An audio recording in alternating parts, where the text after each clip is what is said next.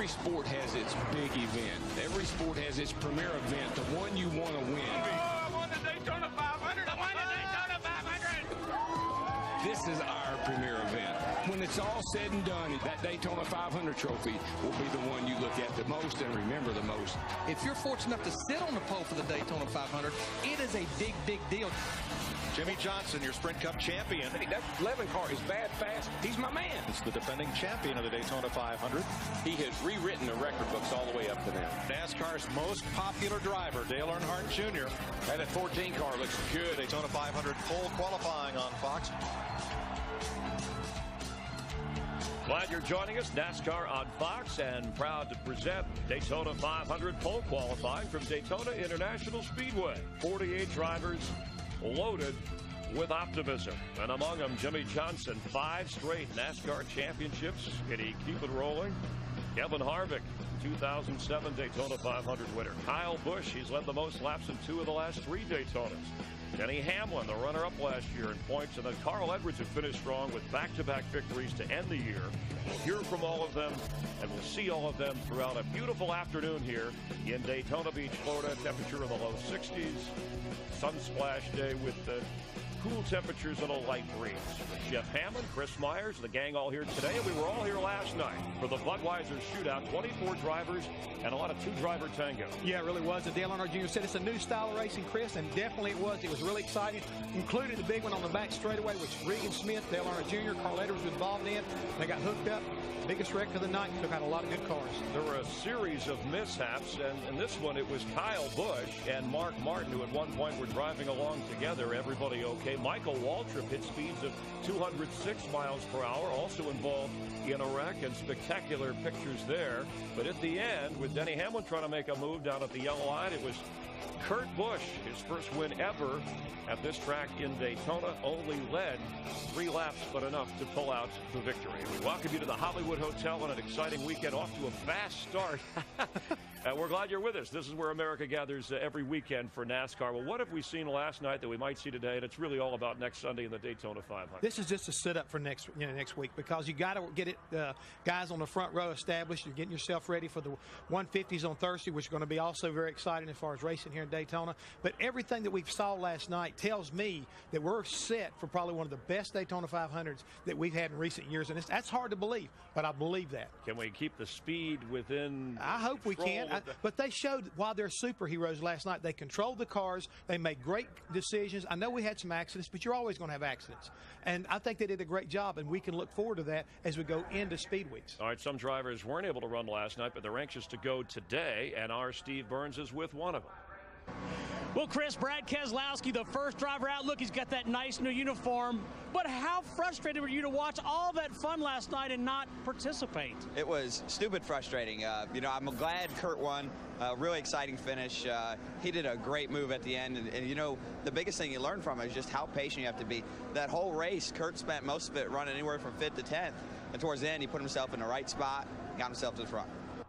And thank you. 28 lead changes in the Budweiser shootout, a record for that race last night. And you heard Brad talk about patience. Jeff Burton led the most laps, but in the end, he wasn't there, so people can shoot to the front. How about today's qualifying for the front row? Give us some names you think might wind up there at the end of the day. Well, honestly, I think there's a good possibility we can see the same front row we saw in 2010, and that right there is Mark Martin and Dale Earnhardt Jr. The guys who could challenge them happen to be ECR drivers, and believe it or not, Paul Menard, the new member of the team right there, along with Jeff Burton, are probably the fastest guys from that camp. Yeah, always nice to hear different names on the front row. The guys who called the race last night and will take us through the Daytona 500 and another season for NASCAR on Fox. Darrell Waltrip, Larry McReynolds, Mike Joy. Have you guys recovered from the shootout last night? Have you slowed down? Well, nobody shot anybody. Let's put it that way. And it was a lot of fun to see a type of racing we've not seen at Daytona before, with all of this, as you called it, 2-driver tango. But today, Darrell, the driver has 2 roles: getting his car up to speed, and then he's got to keep from scrubbing off speed on his time lap. Yeah, don't ever believe that the driver has very little to do with the kind of lap time you're going to get here today. The first lap's the wind-up laps. You leave the pits, got to get through the gearbox nice and smooth. Don't over-rev the engine because you can hurt it. Get it up high, right up next to the outside wall. Bring it around here, get some speed up, and then take it to the bottom. And do not, whatever you do, fight with the steering wheel. Be as gentle on the wheel as you can be. be. You don't want to scrub off any speed. And then don't touch the brakes. It always tickled me to death when I'd crawl off in the car and I'd look down and a big note on the steering wheel would say, no brakes. And I'd say, how am I supposed to stop if I don't have any brakes? But what they mean is keep your foot off the brakes. So they do a whole lot of trick things, pulling the pads back and all that kind of thing. So driver has a lot to do with it. And you know, the biggest thing is we have 36 qualifying sessions a year. But teams, the drivers, everyone's prepared for this qualifying session for over 2 to 3 months. And when your driver can bring the field to the green flag next Sunday for the Daytona 500, it is huge for everyone involved with that race team.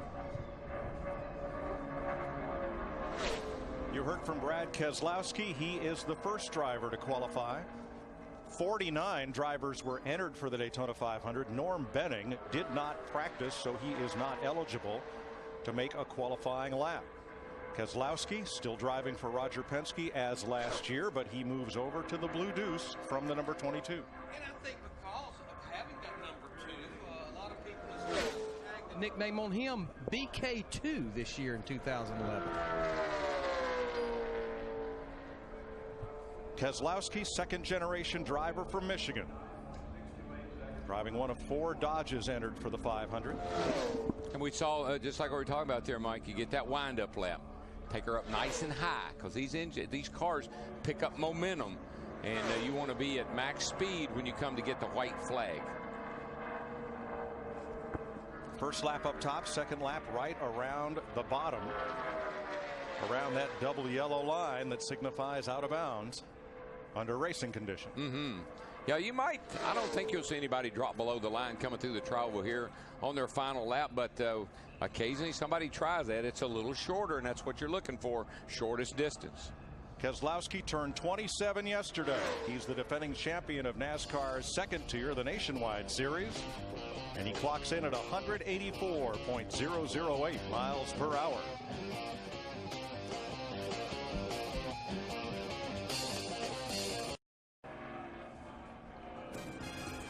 Welcome back to Daytona International Speedway pole qualifying that will set the front row for the Daytona 500 next Sunday on Fox. New ride for Bobby Labonte, past champion, but since he is in the top 35 in last year's car owner points, Labonte's locked into the 500, as are all of the first 35 drivers who will qualify. And Labonte, you see on the ticker, second at 183.5 miles an hour. Steve Burns. Mike, Clint Boyer, the 5th driver to go out. Now, Clint, you were in the middle of all the mayhem last night, but talk about pole qualifying and what this could mean to this RCR team. Well, I mean, we were close. We were like 6th quick in practice, and it's a big day. You know, starting up front, the biggest race of the year, means a lot to everybody. There's a lot of work, a lot of emphasis been put on qualifying here. We've been down here a lot. You know, I haven't had a chance to test in the last couple of years. Been a lot of time on the racetrack. And this is what it's all about. This is what all that time has been, you know, money's been spent on, is this day right here. So hopefully we can put this Cheerios Hamburger Helper Chevrolet on the front row, preferably on that inside front row. All right, give her a run. Thanks. Kyle Busch, wild thing. He was winning thing last year. 3 victories in the NASCAR Sprint Cup Series, 24 wins across all of NASCAR's top 3 series. That shattered all records.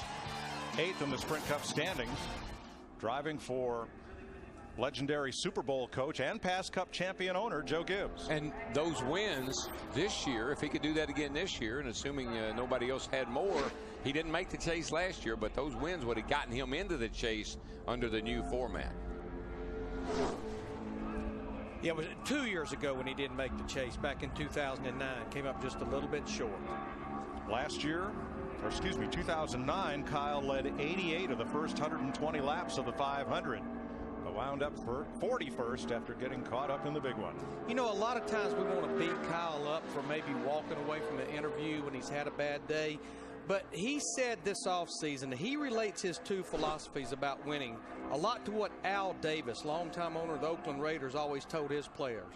1, there's nothing more important than winning. And 2, demanding a commitment to excellence from not only his team, but most of all from himself. First lap for Kyle is about a 10th slower than Brad Keselowski and Bobby Labonte, who had identical first laps. You see him in third place on the tracker.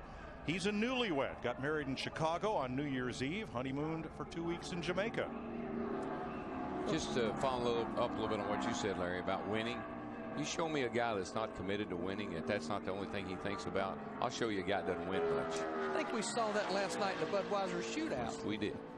It's amazing, though, our first three cars, Darrell, they run within less than a tenth of each other. That's about what we saw yesterday. Here is the key statistic on this tracker in blue, white on blue, and that is the differential between this car and the fastest car. 1/10 of a second. Kyle Busch, 183.59 miles per hour. Second fastest so far.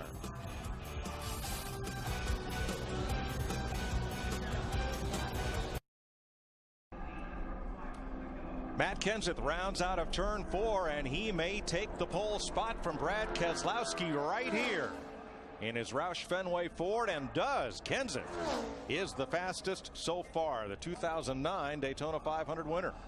What's good about that lap, he backed up his practice lap from yesterday, and it is much, much warmer today than it was yesterday. See what he's doing right here now. He cut the engine clean. It's some of the driver's responsibility. One of the things we used to do is we'd call this a coast down lap. So he's coasting down the back straightaway right now. One of the things he wants to do is sometimes not even stick my hand out the window to see where the air was hitting the race car. I would listen to see if the air was flapping on the side of the cars. So when I got back in the garage, I could tell the crew chief, look, we got a little aero thing going on here we need to work on. So it's just another little thing that a driver, a sharp driver, will do as he comes back to the pit road. All right, let's go down to pit road. Matt Yoakum. Mike, former national champion Bobby Labonte finished 10th in last night's Budweiser shootout. So the biggest lesson learned from that crazy race last night? Yeah, well, we didn't participate in the January test. We did the tire test, and felt like we learned as much as we could there.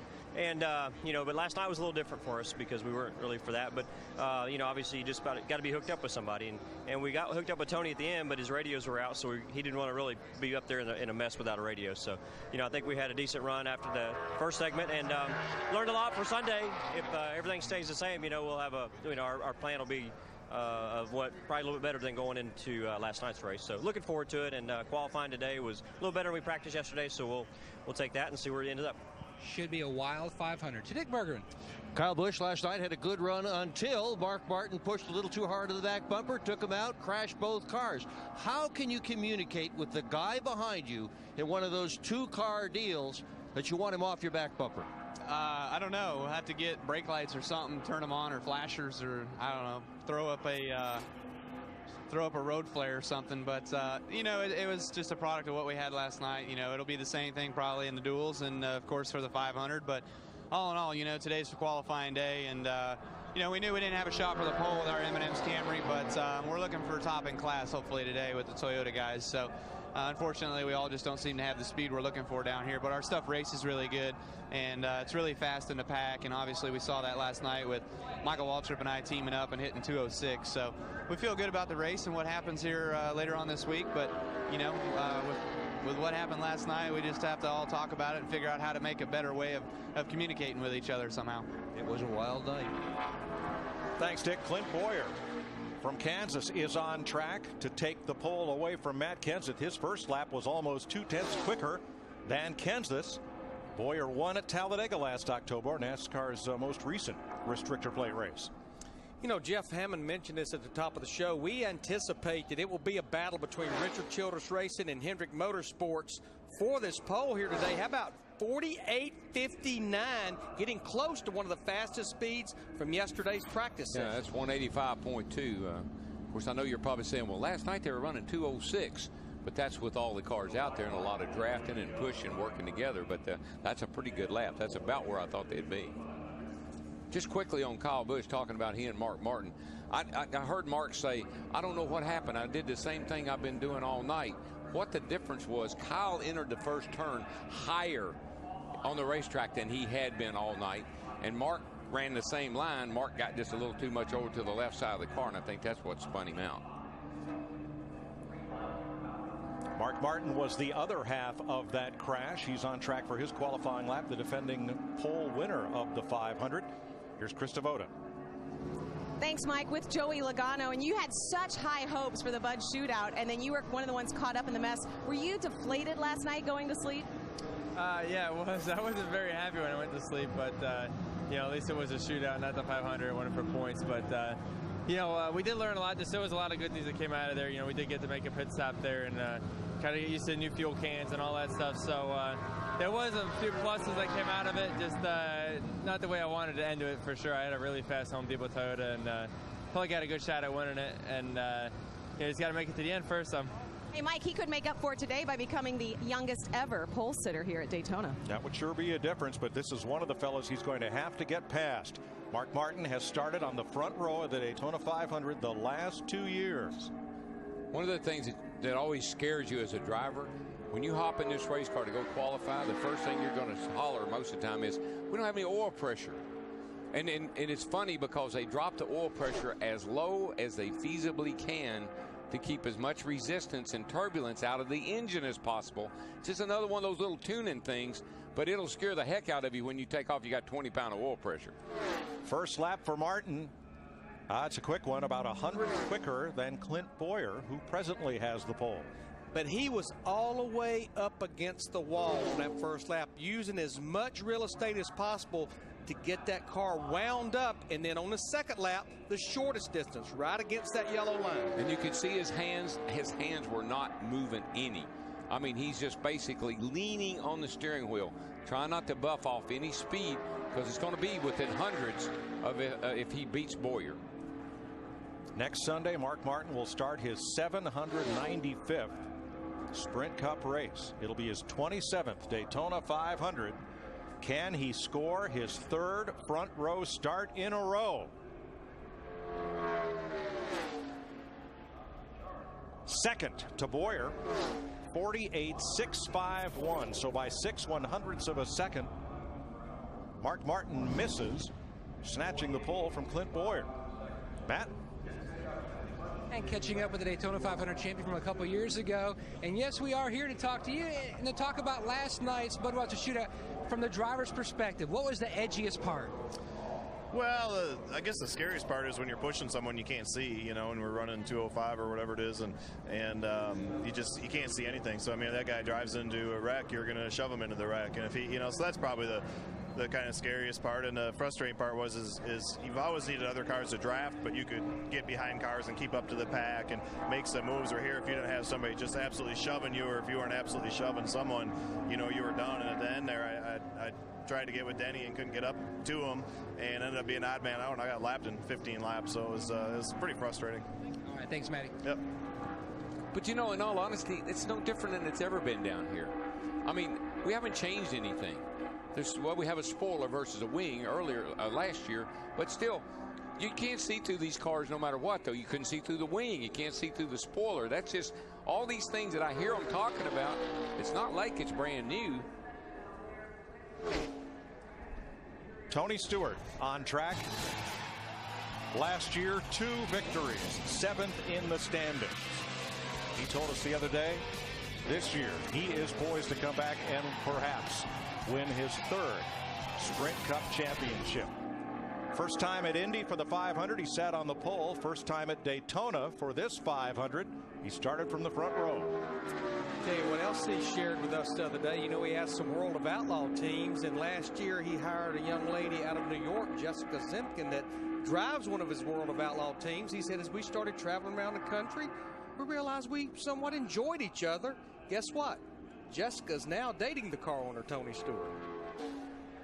First lap for Stewart, 49.30. That's within the range of Clint Boyer and Mark Martin. Stewart time trialed 10th fastest here last February, and he's led more laps at Daytona than any active driver. And he's one of the guys I was talking about last night, kind of look at Jimmy Johnson and kind of judge off what he does. Tony's lost a lot of weight. He's lost like 15 or 20 pounds. He's down to real.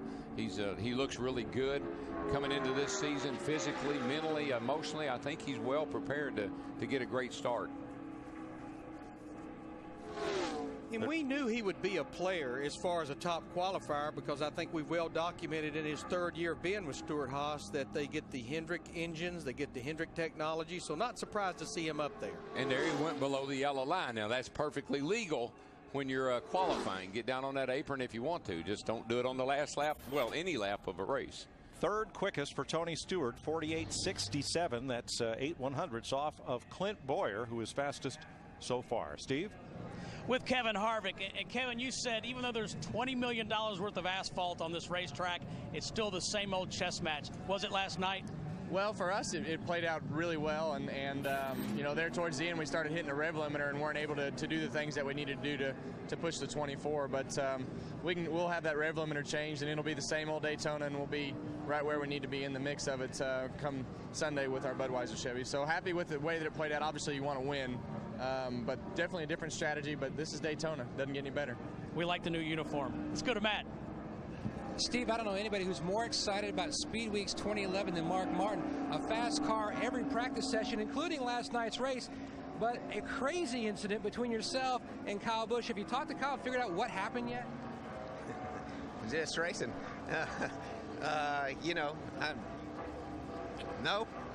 I don't think either of us really know. So that was last night, and today is a day where our run was a little bit disappointing. I think we were hoping for a little bit better. We really were good in practice, and that's not quite where we ran in practice, and we were hoping to back up practice time, and would have taken that, got the pole, or maybe a little bit of a pickup. So, you know, the car is fast, got a lot of horsepower, slick race car. I'm proud of these guys, and we'll just get ready to go racing now. All right, good luck next Sunday. Thank you. A look at last night's crash, Mark Martin and Kyle Busch. Ryan Newman, Purdue engineering grad. They call him the Rocket because for a while he was qualifying on the pole once out of every 4 times we had time trials, but he's never qualified higher than the 4th row here at Daytona for the 500. He won it from 7th starting spot in 2008. Mike, Gerald, that's the fastest first lap that we've had, just a little faster than Clint Boyer and Mark Martin at a 49.226 for Ryan. I don't believe he'll pick up as much of Larry because as he's coming down here in the trial, well, he already had started to go to the bottom of the racetrack. So it'll be interesting to see if he picks up a lot on his second lap. I don't think he will as much as some of the others have. Newman looking for his 47th career pole, and you see that stat shaded in blue or backgrounded in blue. He is 2/100ths quicker than Clint Boyer right now. You know, I think we tend to forget, since this is his 10th year in the NASCAR Sprint Cup Series, that he won the 2002 Rookie of the Year, beat out Jimmy Johnson. Close, but no pole for Newman. Second to Clint Boyer, 48.64, 185 miles an hour. Coming up, Stephen Wallace, Casey Kane, Andy Lally.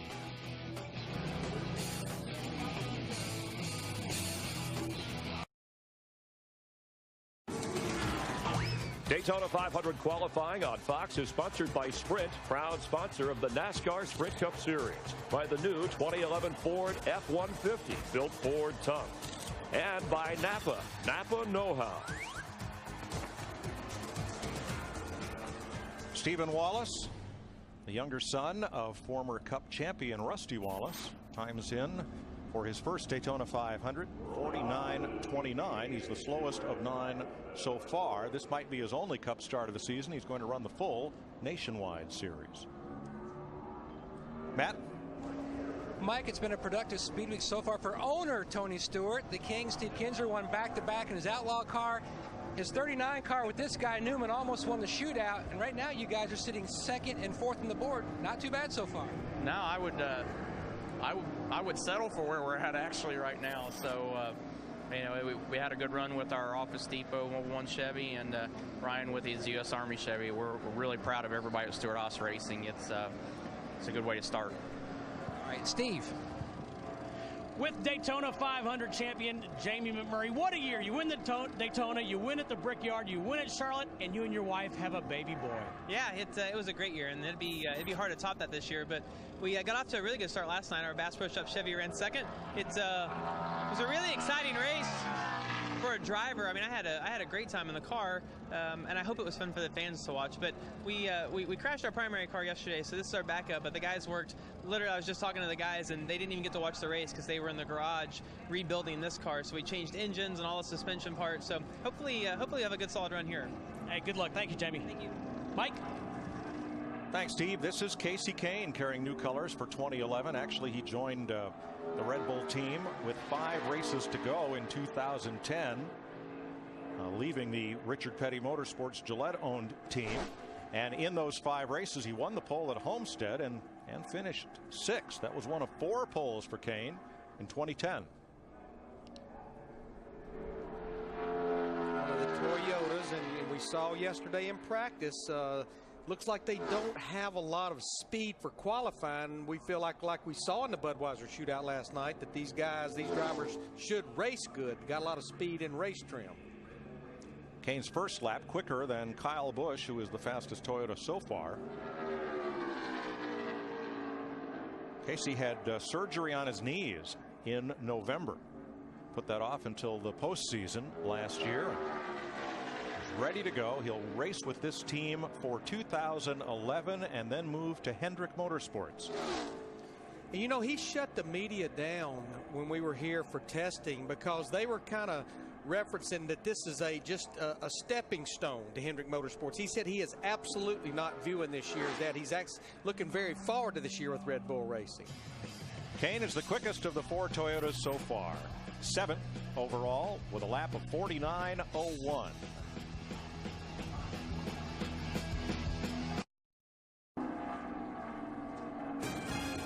Clint Boyer, Ryan Newman so far fastest in Daytona 500 pole qualifying. This is Andy Lally coming off a big win in the 24 hours of Daytona with this same team. TRG shared the winning car in the GT class. Kevin Buckler's team back for another year with the 71, looking for sponsorship and hoping to run the sports car veteran in the majority of these Sprint Cup races. First lap for Lally, 50.44, which is about a second off the pace. He picks it up to a 49.77. Right now he's the slowest of the 11 to take time. But as with all of these first 35 drivers, they are locked into the Daytona 500 based on last year's owner points. Goodyear, the official tire of NASCAR. Everything we've learned making tires for one of racing's most grueling proving grounds inspires what we roll into yours. Goodyear, more driven. Thanks to Goodyear for providing our aerial coverage. Matt? Mike, coming out of turn 4, Ryan Newman had the lead. It looked like it was going to be his new daughter Brooklyn's first trip to victory lane, and then everything broke loose. Have you had a chance to watch the video back and figure out what you might have been able to do better, or basically you're just sitting duck? I knew I was a sitting duck. I just didn't know if I was going to be able to unseat what they were trying to do. You know, with Denny, we were protecting the bottom. I didn't know if he was going to try to go high or I was going to think he was going to go high and go low. And when he went low, he kind of, you know, dictated what he was going to do. And I kind of opened the door when I tried to block him for the 22 and the 1 to go around the outside of us. So I was in a good place, just not the best place.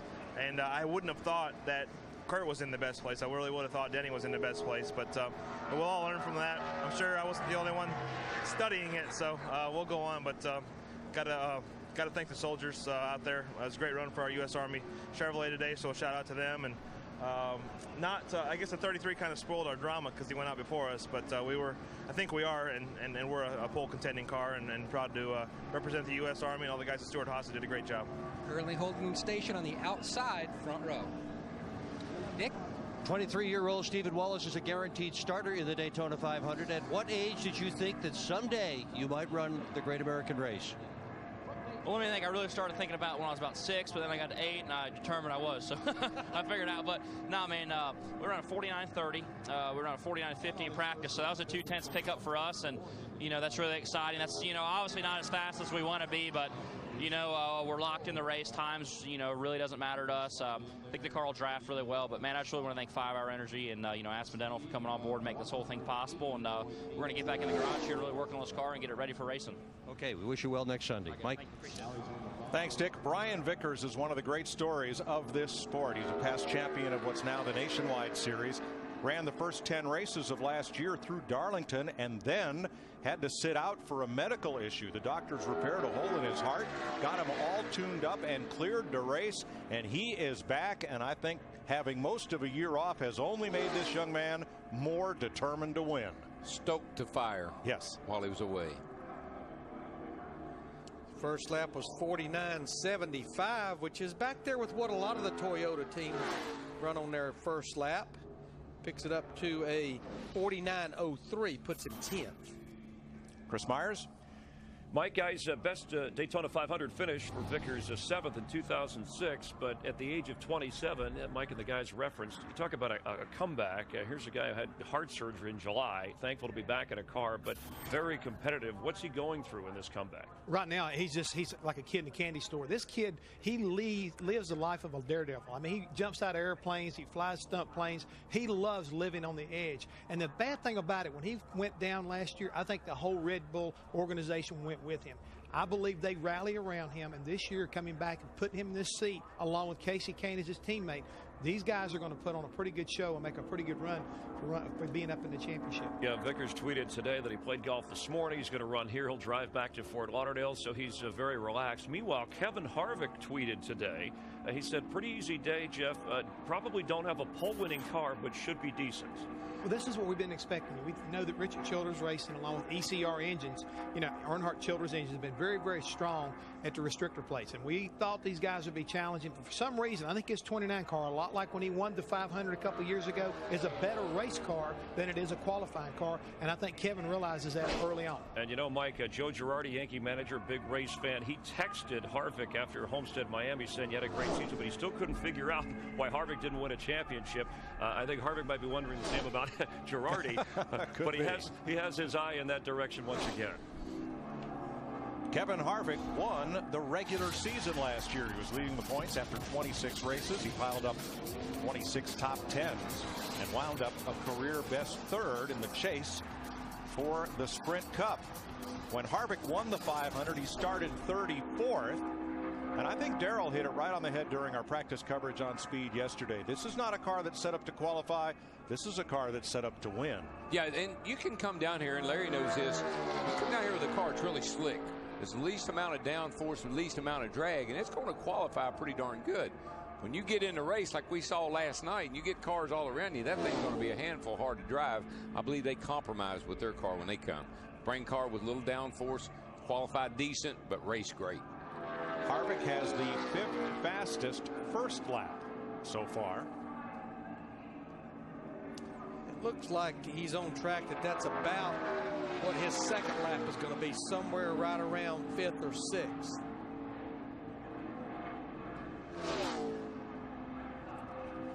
Kevin's a huge Green Bay Packers fan. Actually was at the Super Bowl last week out in Dallas. Yeah, he and Daytona, his wife, they love hockey. They go to hockey games. They watch that. Daytona's always tweeting about the hockey team. Well, 5th is where he lands at a 48.71. That's 184.7 miles per hour. Chevrolet is in all the top 5 positions right now. And something's being brought out toward Jamie McMurray's car. Steve? Mike, that would be a seat insert. You heard Jamie McMurray say that they crashed their Daytona 500 car yesterday. This is a safety precaution. They did pull the car out of line. These seats are made by carbon fiber, but they do have inserts to fit the driver, and they put a brand new one in just actually to accommodate the seat belts.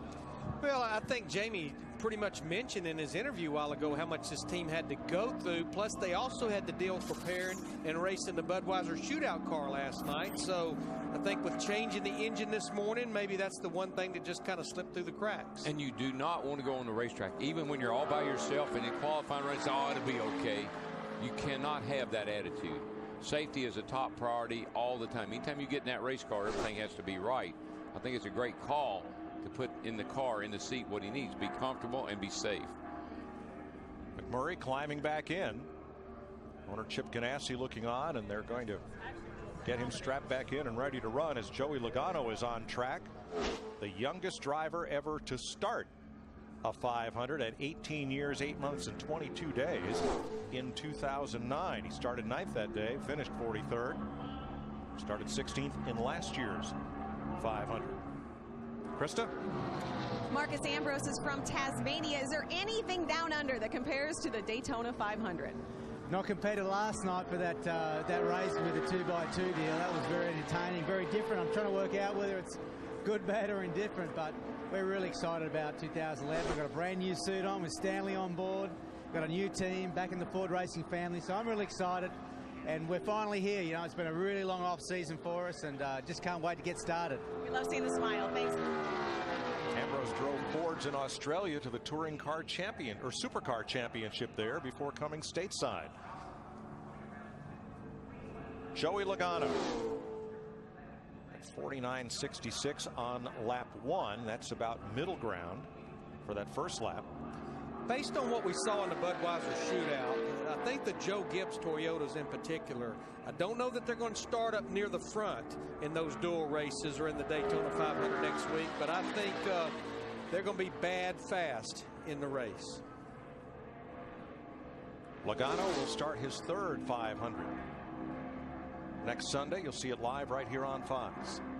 Kind of a retro paint scheme for Joey Logano, harkening back to the start of Joe Gibbs Racing in the Sprint Cup Series. Checkered flag, 12th for Logano with a 49.12, 183.2.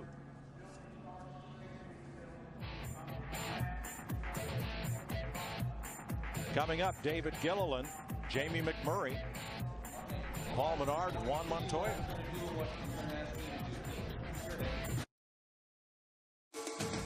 Daytona 500 qualifying on Fox is sponsored by Budweiser. Great times are waiting. Grab some buds. The Chevrolets of Clint Boyer and Ryan Newman currently hold the front row that will be set today for the 500. Here is the Ford of David Gilliland out of Riverside, California. Since the first Daytona 500, only 4 drivers have won the 500 pole on their first try. Gilliland the most recent of those. But today he clocks in 13th at a 49.26, 182.7 miles per hour. Dick? Put in perspective for us with you, Will Brian Vickers, what it's like to not only beat a life-threatening illness, but also be ready for the Daytona 500. Is it okay to say I can? I don't know if I can. You know, what I've gone through this past year has been hard and it's been incredible, but I've learned a tremendous amount from it, and very thankful for the experience, and I'm happy to be starting the Daytona 500 again. We are so glad to have you back. Thank you. Thank you. Thank you, Dick. It is a great story. So much more to be written on Brian Vickers. The other great story of 2010 was this young man from Missouri, Jamie McMurray, a cast-off from Roush Fenway Racing, returned to Chip Ganassi and Felix Sabates, and all he did was win the 2 biggest races of the year, the Daytona 500, the Brickyard 400, and he added the October race at Charlotte for good measure. It was a dream season for McMurray. He did not make the chase for the Sprint Cup, but under this year's rules, which take the top 10 in points and the next 2 drivers in the top 20 who have won the most races, McMurray would have qualified for the chase. So you can point it, you can be one of those Pointer sisters, or you can just go out and win races like McMurray did last year, and you'll be in the chase.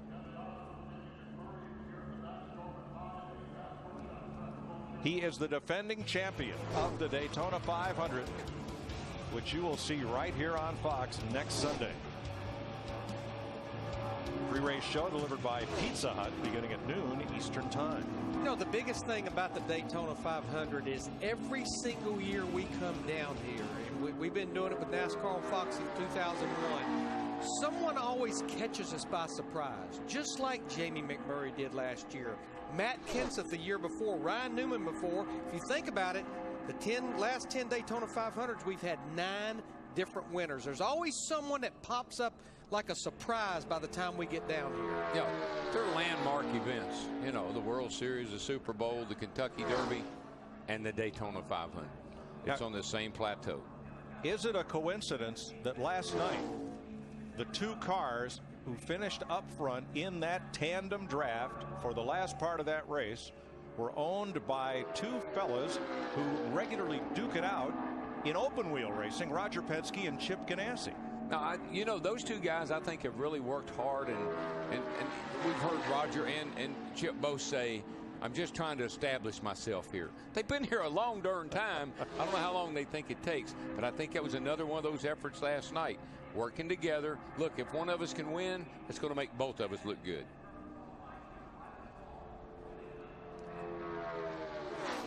Checkered flag for Jamie Mack. 8th quickest, 48.99, 183.6 miles an hour. Krista? Trevor Bayne getting some advice from Ford driver Greg Biffle, and we know how excited you are to be out here for your first one because you go off 27th, yet I think you were the first driver out here. I probably was, and I've been made fun of for a lot. I guess I got a lot to learn in the NASCAR world. Had my hard car on earlier. Now I'm out here early, and I'm just excited about it. Like you said, I mean, and I like hanging out with my guys here. They're a good group of guys, and we've got a good-looking car sitting here, and I want to be around it. So just kind of waiting to see how we do here in qualifying. I was kind of surprised Mark Martin didn't get the pole there, so I think it's just a lot of the wind. You know, we'll just kind of hopefully we get a good draw here on when the wind's blowing, and we can get a good run here. What was the other lesson I gave you a few minutes ago? What should you not call me again? No more man, but that's just Tennessee, I guess, coming out in me, so that's going to be a hard habit to break there. That's okay, thank you. Those boys from Knoxville are so polite. He is a breath of fresh air. He'll be the 20th driver to race in the Daytona 500 for the famed Wood brothers. I can tell you what, he could be a little bit of a surprise a little bit later on in this qualifying session based on watching those practices yesterday. And because of that, that's why a little bit of those jitters, you know, probably doing things he never done before, and a shot at qualifying up here in the top 3 or 4 for the Daytona 500. Big step for his young career. Paul Menard from Wisconsin will race in his 8th Daytona 500 next Sunday. His best finish came here last year, 13th, and he started on the pole for the July race here in 2008. Now this is a big change for Menard. He moves from the Ford at Richard Petty Motorsports to drive a 4th Chevy for Richard Childress this year. But one thing about it, one good thing about it, he has his crew chief from last year, Slugger Labby. They moved together. They really worked well together last year, had a lot of good runs. Now they've got even more resources and feel like they're in a better position than they were last year. We'll see how he does. He had a pretty good year last year. You know, it's pretty well documented when you look at most of these Sprint Cup Series drivers. They got their start in racing either in quarter midgets or go-karts, but Paul, being from Wisconsin, began ice racing at the age of 15 and won 10 International Ice Racing Association events and still goes up there and does it in Wisconsin when his schedule allows. Yeah, he's got a busy winter schedule. Ice racing, skiing all across America. An avid skier. Came out of Wisconsin late models. Well, I tell you what, based on that first lap right there at a 49.19, and you look at our tracker right there, he's flirting with it. Well, that is the fastest first lap by 3/100ths, quicker than Ryan Newman's. And you see the tracker all the way to the left by 3/100ths of a second, 4/100ths. That margin is gaining for Paul Menard. 5. Comes back down a little bit, but here comes Menard. Trying to bring that bright yellow car to the finish line and knock Clint Boyer off the pole. He did it. Yes, sir. 185.4 miles an hour, a lap of 45.538.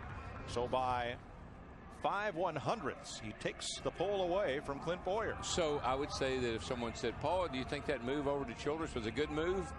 Well, it is right now. And Darrell, what I believe right now, we have 2 RCR cars, still a long way to go, 1 and 2. We've got those 3 Hendrick cars right now, Hendrick affiliated cars, 3rd, 4th, 5th. I think what I saw yesterday in practice, the Hendrick cars were close to maxed out in qualifying trim. I think possibly that the RCR drivers had a little bit laying in the weeds for today. Yeah, well, I think, Larry, you've said this many times, Childress is kind of that way. He doesn't always put all of his cards on the table until it counts. Steve? With Greg Biffle, and Greg, we talk racing, we talk Daytona 500 being a big event. Truthfully, it is. You and your beautiful wife, Nicole, expecting a child. How is life for Greg Biffle right now? Well, life is great. You know, I got this 3 and Ford Fusion. It's running really good. I got a great team. And, you know, everybody's working hard. The engine shop, Doug Yates, all those guys, Tom Gent. And, you know, we just want to put the 3M car up front. You know, we want to get a top 10 run here. I don't know if we got a chance of the front row, but we'll just have to wait and see what the, you know, the wind and the weather and all those things brings us. But the car's running good. I had a lot of fun last night, so hopefully we can start up front. And you're having a baby girl, is that correct? Yep, having a baby girl in July, and, you know, super excited about that. All right, best of luck. Thank you. You could probably put together a top 35 among all the babies that have been born to drivers and crew chiefs over the past 12 months. Well, it's like I said yesterday, these guys just have a tendency to kind of follow each other. You know, we had a bunch of guys that weren't married, and then they all got married. And then we had a bunch of guys that didn't have a family. Now they're all building families. We had a bunch of guys that didn't like to work out, but they all got trainers, and they all watch what they eat, and they're all in great shape this year. So just trends, man. They always talk about trends. We got them. Juan Pablo Montoya is teammate to Jamie McMurray at Earnhardt Ganassi Racing with Felix Sabates. Has 2 top 10 starts in the 500. Finished 10th last February. First lap for Juan, 49.31. That's a pretty decent first lap. I don't think it's going to get him up there, you know, on the front row, but that's a decent first lap for this group. 6th quickest first lap so far. All of them turned in by Chevrolets like Montoya's. You know, Darrell, we were talking about all the drivers, how they stay busy. I don't know that this guy ever quits. He plays golf, he's windsurfing, he flies RC planes, RC helicopters, nonstop. He tweets all the time, so I follow him on Twitter. And every day he comes in, he's worn out, and he should be, because every day he's been out doing something pretty active. What was the story we heard that he wanted to bring his big radio control plane up here to Daytona with him, but it wouldn't fit in his jet? So he drove up from Miami with the plane with him. Okay. That's my, 6th fastest for Montoya. As my boss would say, that's a really sad story. Big Daddy among those yet to qualify.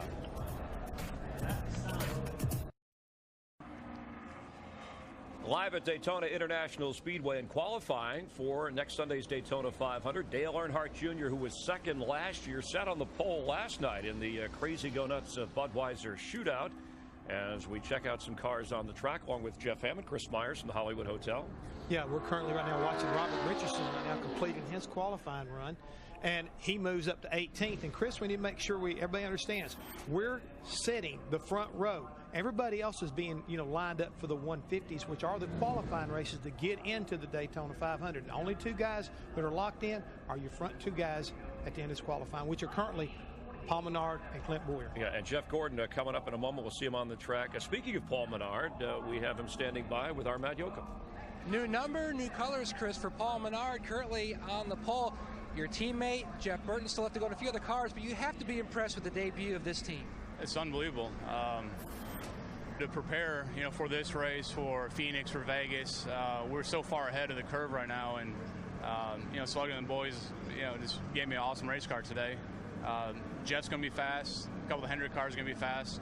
Probably going to be a Chevrolet on, you know, on the front row, and just excited. Good luck. Thank you, Mike. Thanks, Matt. That is about as excited as Paul Menard ever sounds. But he's a very composed young man, and he can drive a race car. Really, really laid back, low key. Regan Smith came across the nose of Carl Edwards, the gold car, who tipped Dale Jr., who started a whole bunch of them spinning. Midway in last night's Budweiser shootout. A tough night for the Syracuse native, who got engaged the day after Thanksgiving to a young lady who is a middle school science teacher. Was pretty impressed with that, because I was talking to his dad and mom, Ron and Lee Smith, and they said, you know, Regan's 27 years old, but still, before he asked Megan to marry him, he went to Megan's daughter, or to Megan's father, and asked for her hand in marriage, and I thought that was pretty impressive. Speaking of marriage, a wedding in the Waltrip household. A wonderful affair in Nashville. Yeah, thank you guys for being there too. It meant a lot, and a beautiful wedding. Jessica Lee and Fausto Rocha, and talking about and asking to marry. Fausto and I go play golf, And he's a great little golfer. We play a couple of holes. He's shanking them. He's chili dipping them. I mean, he's all over the place. I said, son, what's wrong with you anyway? He said, there's something I need to ask you. I need to talk to you about. And so once he got that out of the way, he went back to being a scratch golfer. Birdied the next 2 or 3 holes, didn't he? So the day of the wedding, we were going to go out to the golf course and play around the golf to celebrate where he asked for her hand in marriage. It was really sweet. Regan Smith, Rookie of the Year in 2008, 29th in the standings last year. Had 2 12th place finishes. And that double yellow line is kind of a credit to Regan Smith, who battled Tony Stewart at Talladega and had what a would-be win taken away for going beneath the line to complete the pass. That is out of bounds in NASCAR racing at Daytona and Talladega. I guess all of us have an opinion about that yellow line rule.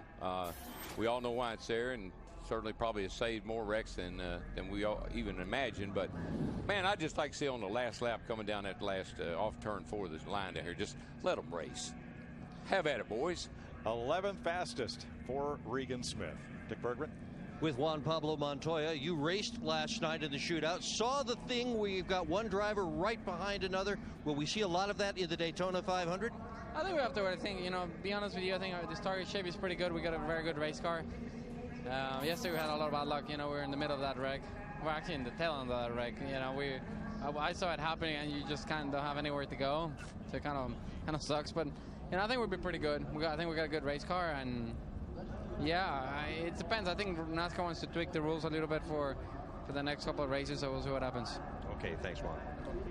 The Colombian, a star in IndyCar and Formula One, and certainly a contender here in NASCAR. Greg Biffle, the Biff, hard charger, and last year was rewarded with a couple of wins, Pocono and Kansas. Winding up 6th in the chase for the Sprint Cup, was in the top 12 in points all season long. Last year at Daytona, his Roush Fenway Ford time trialed 3rd fastest. And should we forget that he was actually leading the Daytona 500 at mile marker number 500, but because we did go into overtime, a couple of green-white checkers, ended up finishing 3rd. Biffle won the pole for the 500 in 2004. Saw his car owner Jack Roush there just a second ago. Of course, had that really, really horrible plane crash back in the summer, and was back at the racetrack shortly after that. A bad crash, but both he and his companion walked away, landing at Oshkosh, Wisconsin during the experimental aircraft event. A landing crash that Jack said was due to crowding on the approach, and a plane that wasn't able to get out of the way as he was coming in to land. He is flying again, however. And that's great news, and his return to the track really rallied his troops. Biffle won again, and Carl Edwards won the last 2 of the season. That is about the 8th or 9th fastest first lap for Greg Biffle. And this is the 2nd Roush Fenway car to go out. Matt Kenseth went out earlier in that 17 car, and their first lap almost a mirror of each other. 8 1/1000ths difference between Kenseth's first lap and Greg Biffle's first lap. We felt like the Ford camp probably wouldn't have anything for the Chevrolets as far as the pole of the front row, but Daryl and I were talking earlier. We felt like 1 or 2 of them would crack up there in the top 10, especially that little Trevor Bayne. Yeah, look at that 21 car. See how he does. I think that's going to be the benchmark based on what we saw in practice. There's a strong pickup for Biffle. Who pretty good right there. 48-67, Greg. That's 5th right there, right now. That's stout. Good run. They were having a little vibration problem yesterday. Looked like they got that all fixed up, because that's a pretty good run right there. I believe the cat in the hat was happy with that lap. Biffle is the fastest of the 4 Fords that have run thus far. Krista? AJ Allmendinger and I discussing another word that begins with A, adjectives for the Bud Shootout and the craziness we saw looking ahead. What are we going to see in the Daytona 500? It was a little crazy. And then, because I sat up right up there, up in one of the suites with the people, hanging out with them, seeing what they thought. Honestly, I was a little confused by it, because I'm not. It's just crazy. It's something that we've never seen. Obviously, a lot of people are saying that. Don't know really what to think of how the race is going to play out. Obviously, the two cars hooking up is going to be the big deal, but man, I don't know. I sat there kind of with my mouth open the whole time, kind of like, okay, what's going to happen next? So it was a lot of fun to watch. Hopefully, I'm going to go start sweet talking some drivers in the driver owner lot right now, make some friends. I was already telling Jeff, nobody helped him last night. I'll help him in the 500. So it was crazy, but you know, I think the Best Buy Ford, not going to be the fastest thing. I am going to try to hold it wide open in qualifying. I haven't done that yet. I'm going to try that, but probably won't be on pole, but I think with all that Doug Yates horsepower, it's going to be fast in the race. Go for it. Thanks, Krista. Don't make any old age jokes about Jeff Gordon. Yes, he's sponsored by the AARP. You get the solicitations in the mail if you're 50 or older, but he is ready to race and ready to win another championship this year. Last year, 9th in the standings, his 16th top 10 performance in the last 17 years, but he was in contention to win 4 races this year. He has a new crew chief this season, and he has what I believe is the longest tenure driving the same car of any driver here at Daytona. He's been behind the wheel of Rick Hendricks, number 24, here since 1993. I believe he's fixing to lay us down a pretty good first lap in his 24 car, it looks like. 48.91, and that's on lap 1, Darrell. It's a good lap right What there. a lap. That lap is the 11th fastest lap of the day, and it's only his first lap. You know, funny quick story. Of course, we know he got into the scuffle with Jeff Burton at the Texas race. He likes it. He does like that. But when he got home that night late, his daughter Ella, 3 years old, looked at him and said, "Papa, were you wrestling with another man today?" He said, "Yeah, and Papa shouldn't have been doing that, but I was a little upset." Here he comes, and this, by more than a 1/10 of a second, could take the pole away from Paul Menard. Here, water 240. Jeff Gordon looking for his second Daytona 500 pole. He's on top. 48.396. Stout. More than a 1/10 of a second past her. That's what I'm talking about. I'd say so. So good. Really stout. They're awesome. What? Big Daddy is a happy guy. Jeff Gordon vaults to the pole.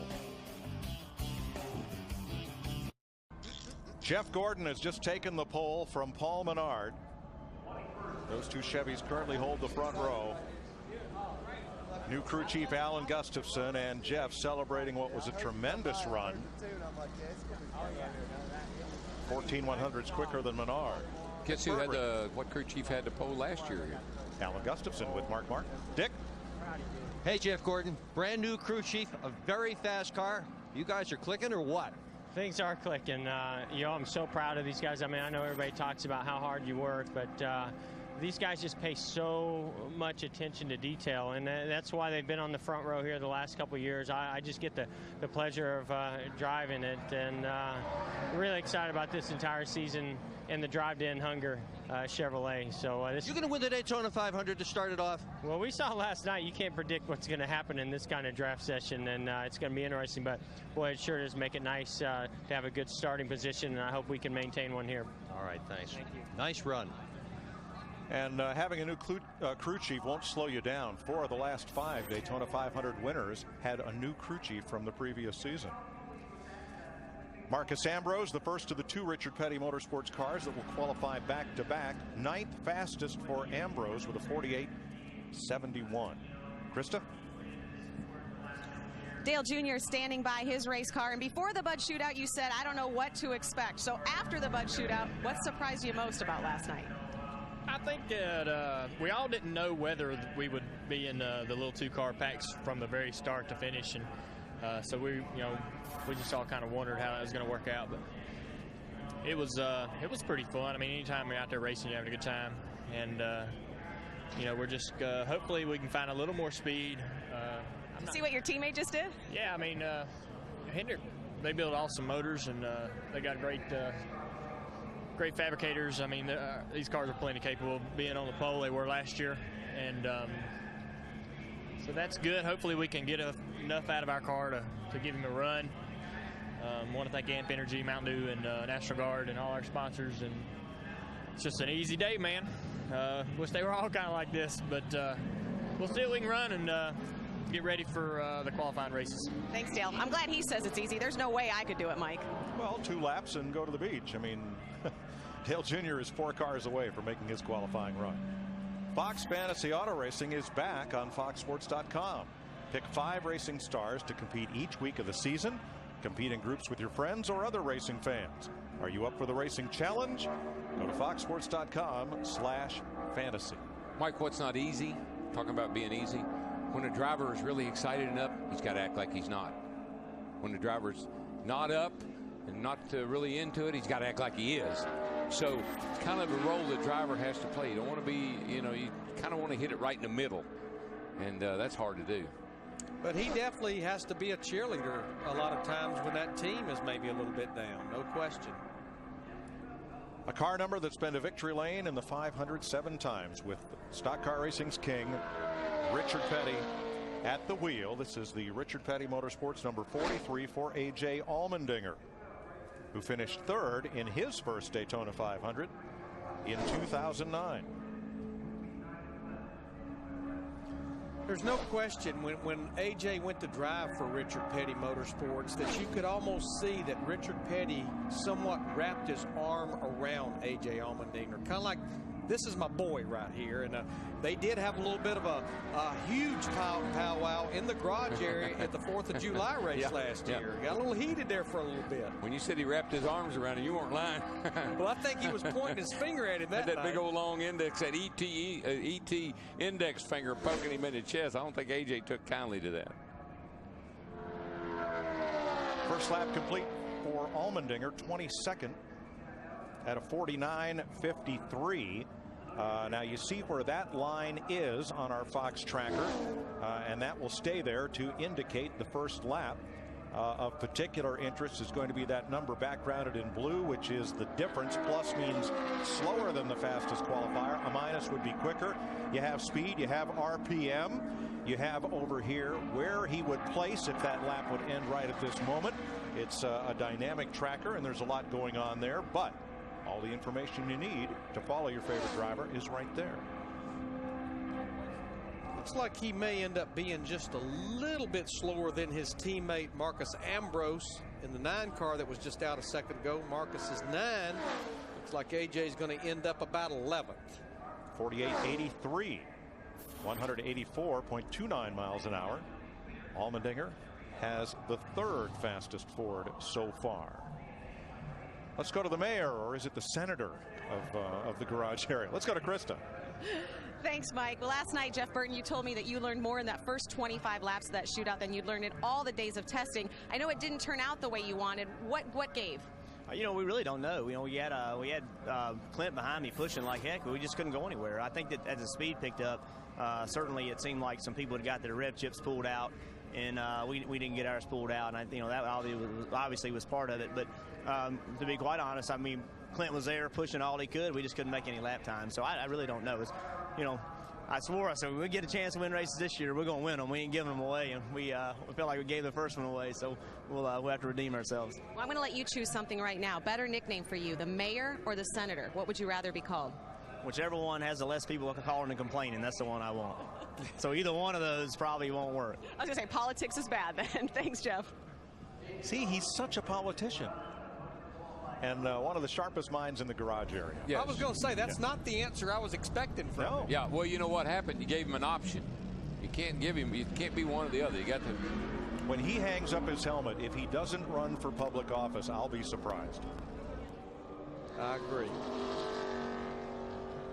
David Reagan, driving for Jack Roush and John Henry, another Roush Fenway Ford for the second generation driver from Georgia.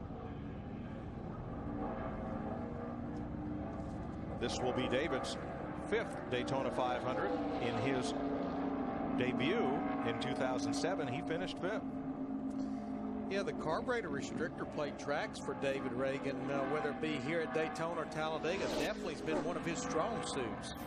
Now, he's a racing conglomerate. He owned a car in yesterday's ARCA race. He owns a Legends car racing team. got his hands in the careers of a lot of up-and-coming drivers. Yeah, and he'll tell you a little bit about Bill Elliott's son Chase too, because Chase smoked him off over there in one of those late model races that I think was Lanier back a couple of weeks ago. All right, let's get out and visit with the 5-time and defending Sprint Cup champion. A big bounce in his step here on the grid, especially after seeing his teammate Jeff Gordon put the 24 machine on the pole. Threat to knock him off, or at least make it an all-Hendrick front row? Man, I really hope so. Where the 5 was, confused me, and then I saw the 24 to the top, so I'm not sure if the 24 found something or if the 5 lost something. But we're going to find out, and I think either way we'll have a respectable starting position. That's all that matters. Thanks, Jimmy. You got it. Thank you. How important is this day? 9 times the Daytona 500 has been won from the pole, and 16 times from the front row.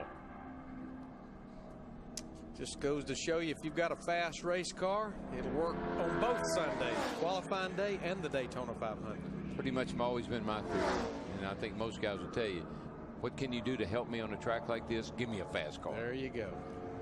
The 2 fastest qualifiers today will start from the front row in the Great American Race next Sunday.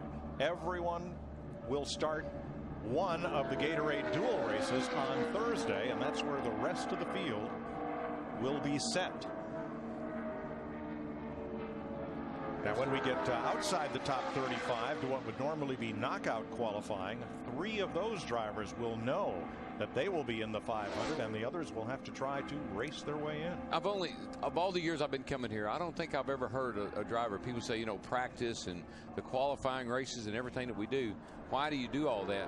I don't believe I've ever had a driver say, or heard a driver say, I'm happy with my car, don't touch it. You're always trying to tweak it a little bit more, make it a little bit better, make it faster, make it handle better, make it do something that it's not. David Reagan, 11th fastest at a 48.75 as last night's winner Kurt Busch talks it over with Joe Nemechek. Goodyear, more driven. If it looks like 1976, don't be surprised. The red, white, and gold of the Wood brothers, who have 3 poles in the Daytona 500, and they have a hot young shoe behind the wheel. Trevor Bayne, 19 years old, the youngest driver trying to attempt the Daytona 500 this year. Perhaps Ford's best hope for the pole in the 500. He's on his 2nd lap. The first one was about 8th fastest overall. He is going to be close. 2nd for Trevor Bayne. He puts a Ford on the front row for now with a 48.53. Oh my! 6 1/1000ths faster than Paul Menard. I tell you, that's a great effort by Trevor Bayne. That first lap, I said, "Oh, he's not good." He's not. Awesome job. I don't know if we'll stay there, but you're awesome. And guess what? That was a huge pickup over lap 1. That's what I said. That first lap, I said, "Well, they really fooled themselves." But man, watch these guys.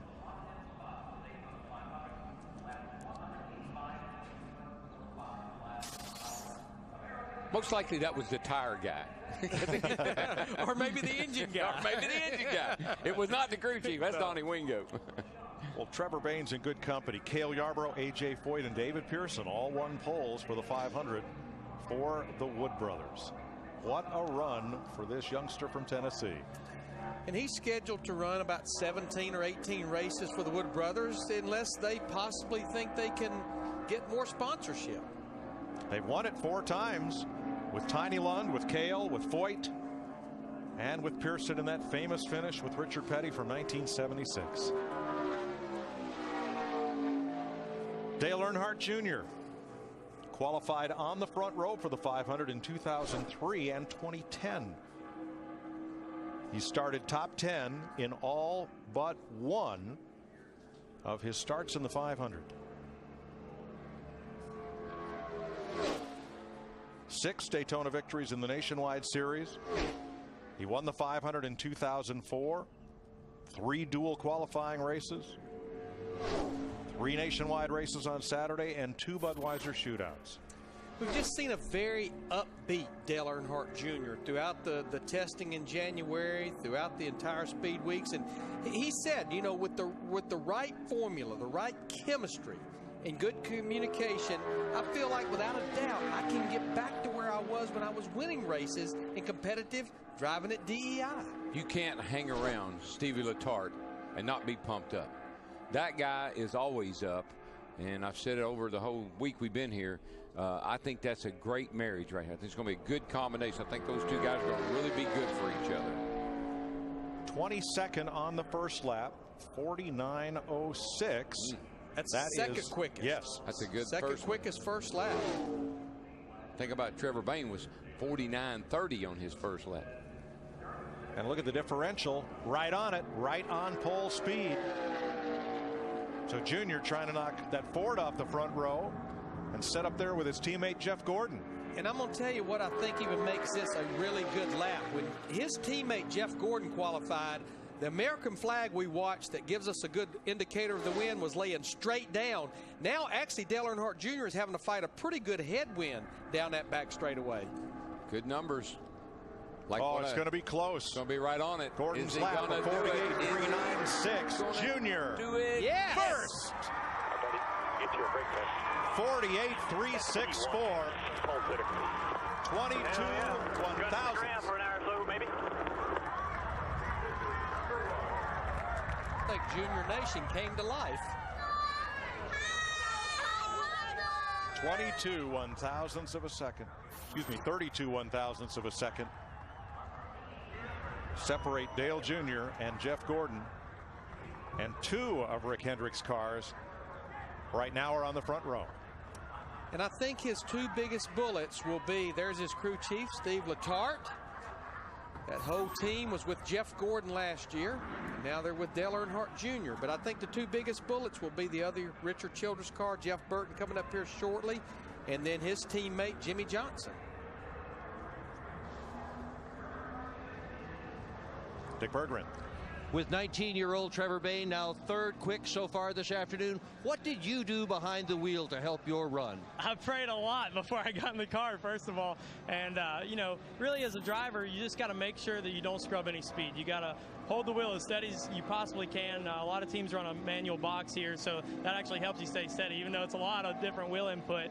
And then just make sure you can get as high as possible that first lap and as low as possible the second lap. You know, I think we had an awesome run there. I mean, I cannot thank this whole team enough. To be third right now is great because we're sitting behind Dale Jr. and Jeff Gordon. So we'll take that and we'll go to these twins. And I think hopefully these guys will see that we've got a good race car driver and hopefully they'll know I can do it and they'll want to work with us and we can get us a good starting spot in the 500. Great job. Matt? Thanks, sir. Kurt Busch started the night as a Lone Ranger and ended the night with a big check of $200,000 for taking home the Budweiser Shootout win. So has McMurray invoiced you yet for his participation? I'm sure he will. It's just an unbelievable experience to be in that two-car draft, and you got to have that buddy with you. And he stuck with us. My plan was to try to get to the 39 and the 11 sooner to give us a better shot at things, and ultimately it worked out in my favor. But all along I wanted to get McMurray up there and have us duke it out for the win, and for him to get second, it all worked out. I'm just excited. I mean, it's just a great way to start off a great relationship with Shell and Pennzoil, of course, being the only Dodge out there. But great partners like AAA with Coca-Cola and all these guys helping us out just to start off on this high. It's good. So we hope to keep it going all here through Speed Weeks. And Mikey said going from turn 4 to start finish, he gained about $150,000 from third to first. I'd say so. Wow. Jeff Burton is on track right now, and he should be one of the contenders. The pole winner for the 500 in 2006. But Burton right now is tracking 10th fastest as he comes off the corner, picking it up to 9th. Just keeps gaining a little bit and a little bit as he came off 2 and down that back straightaway. You know, real quickly, following up on Trevor Bayne talking about having manual steering on his car. Power steering pump probably doesn't pull over 2 or 3 horsepower at the most. But that's how critical 2 or 3 horsepower are. You'll unhook that power steering and go to an old manual steering box like an old pickup truck or something I have on it. Got to crank on a little bit more, but takes a little bit of horsepower. Jeff Burton continued to gain speed all the way to the finish line and is 6th at the moment at a 48.63. That's 185.0 miles per hour. Dick? With Dale Earnhardt Jr., how'd that car feel on that run? Pretty easy. 185 ain't too hard at this place, especially with the new asphalt. But I want to thank Hendrick Engines and the guys in the fabrication department all the guys in the 48-88 shop. But how about the driver? Could this driver win the Daytona 500 next Sunday? About 30 of us can. Hopefully I make all the right moves, man. We got a long week, but I'm real proud of the speed we had today. I want to thank everybody that worked on the car. It was all race car today. Good start. Steve? Dick, David Reagan's been visiting with the fans. Your dad raced here in the Daytona 500. Kevin Harvick says this is our biggest race times 10. Can you tell the fans, the viewers, what it's like to get ready for the Daytona 500? Yeah, I mean, this is such a big event, and it's not only the the kickoff of our 2011 season. It kind of is a tone setter for the rest of the year. But the Daytona 500. You think about the birthplace of NASCAR and racing just down the road on the beach, and then over here, and so many legends that have won the race and not only won but participated and obviously the new track surface. There's a lot of neat things happening here. I went up top yesterday for the ARCA race, and just looking down on the speedway kind of gives you chill bumps. You're like, man, this place is awesome. So it's a Daytona 500. Our UPS car is pretty fast, and looking forward to being back down here next week. Well, Krista, David Reagan making a lot of new fans, talking to some of the kids down here hanging by the fence. Well, kids love Carl Edwards because he's all about traditions. First it was the backflip, now it's running into the stands. What kind of things do you have planned for the 2011 season? Probably a lot of what we just talked about, changing diapers and things like that. That is what we were talking about. Seems to be taking over my life. But, hopefully I've got a lot of victories to celebrate, and hopefully we can do backflips and go up in the stands. I had so much fun doing that at the end of the year. Our Aflac team is geared up, hopefully, to make a run at this championship. We had fun at the end of the season. I'm ready to get going racing. All right. Thanks, Carl. Thanks, Krista. David Rudiman on track for Michael Waltrip Racing. Rudiman was one of last year's most successful restrictor plate races. In the 4 events at Daytona and its sister track Talladega, Rudiman had the 3rd best average finish behind 2 of Richard Childress's drivers. Which tells me David Rudiman did probably the best job of a lot of drivers staying out of trouble at those 4 races. First lap for Rudiman, 49.50. That's about 15th quickest first lap. He's a car owner. He's the car owner for his dad, Buzzy. Hall of Fame dirt track driver. Been having a rough go of it. Talking to David, said they'd blown an engine, flipped a car. But Buzzy keeps crawling out and say, well, you got a good backup. And you saw David is from Zephyr Hills, Florida, down in the southern part of the state, and he was a dirt track racer. And David said earlier in the week, wasn't that many years ago, I was sitting in the stands here as a fan, and all I thought about was just trying to get in the garage area to see some drivers. Never dreamed about racing in the Daytona 500. Rudiman had 9 top 10s last year. And clocks in 17th, 48.90. He is the fastest Toyota with a lap of 184.0 miles per hour.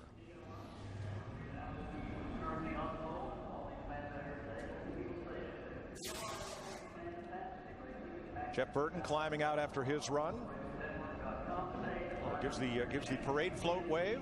Looked like a political wave. He's going to have to make a choice, senator or mayor. Jimmy Johnson, Kurt Busch talk it over. Speaking of that, NASCAR's losing one of its biggest supporters in the United States Senate. Want to say hi to John Kyle from Arizona. I'm pretty sure he's watching because he is an avid NASCAR fan, probably the biggest one on Capitol Hill.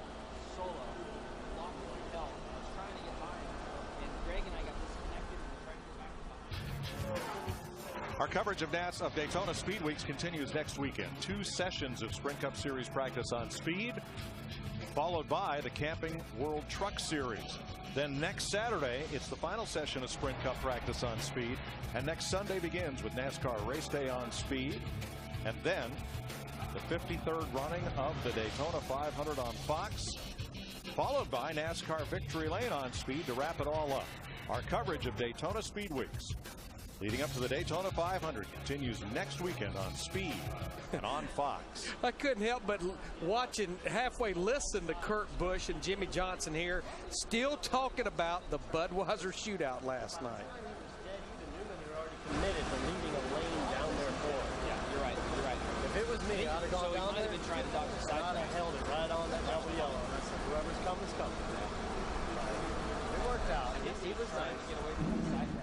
I think what they're talking about is, after looking at that replay a couple of times, I'm not sure that Denny Hamlin even had to go below the yellow line. Well, and I think that's what I heard Kurt say. If he'd have just stayed on the yellow line, held his position right here, he'd have just held right there, he wouldn't even have to go below the yellow line.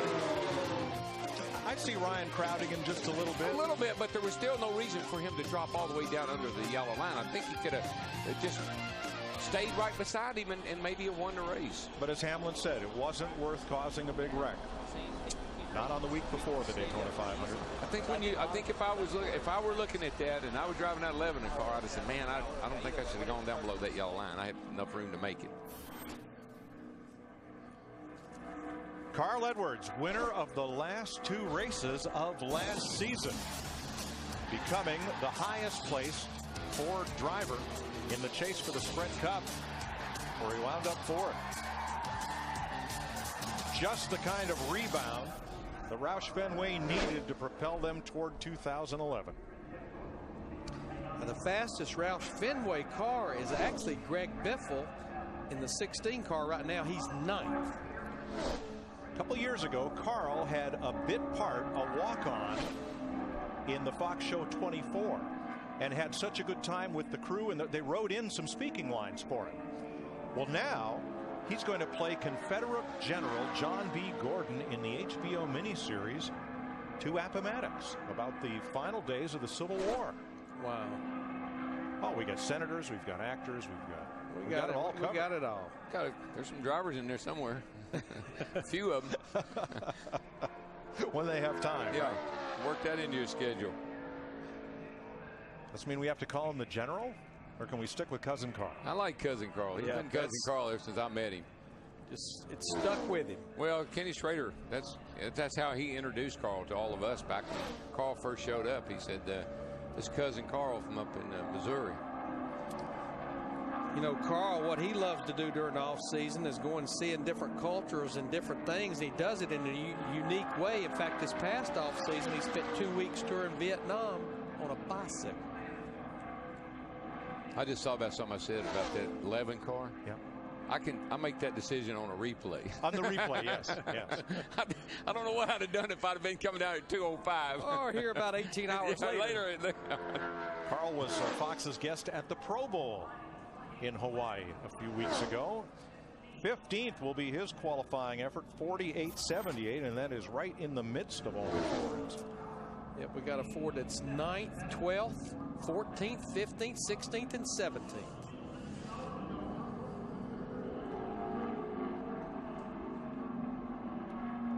Matt?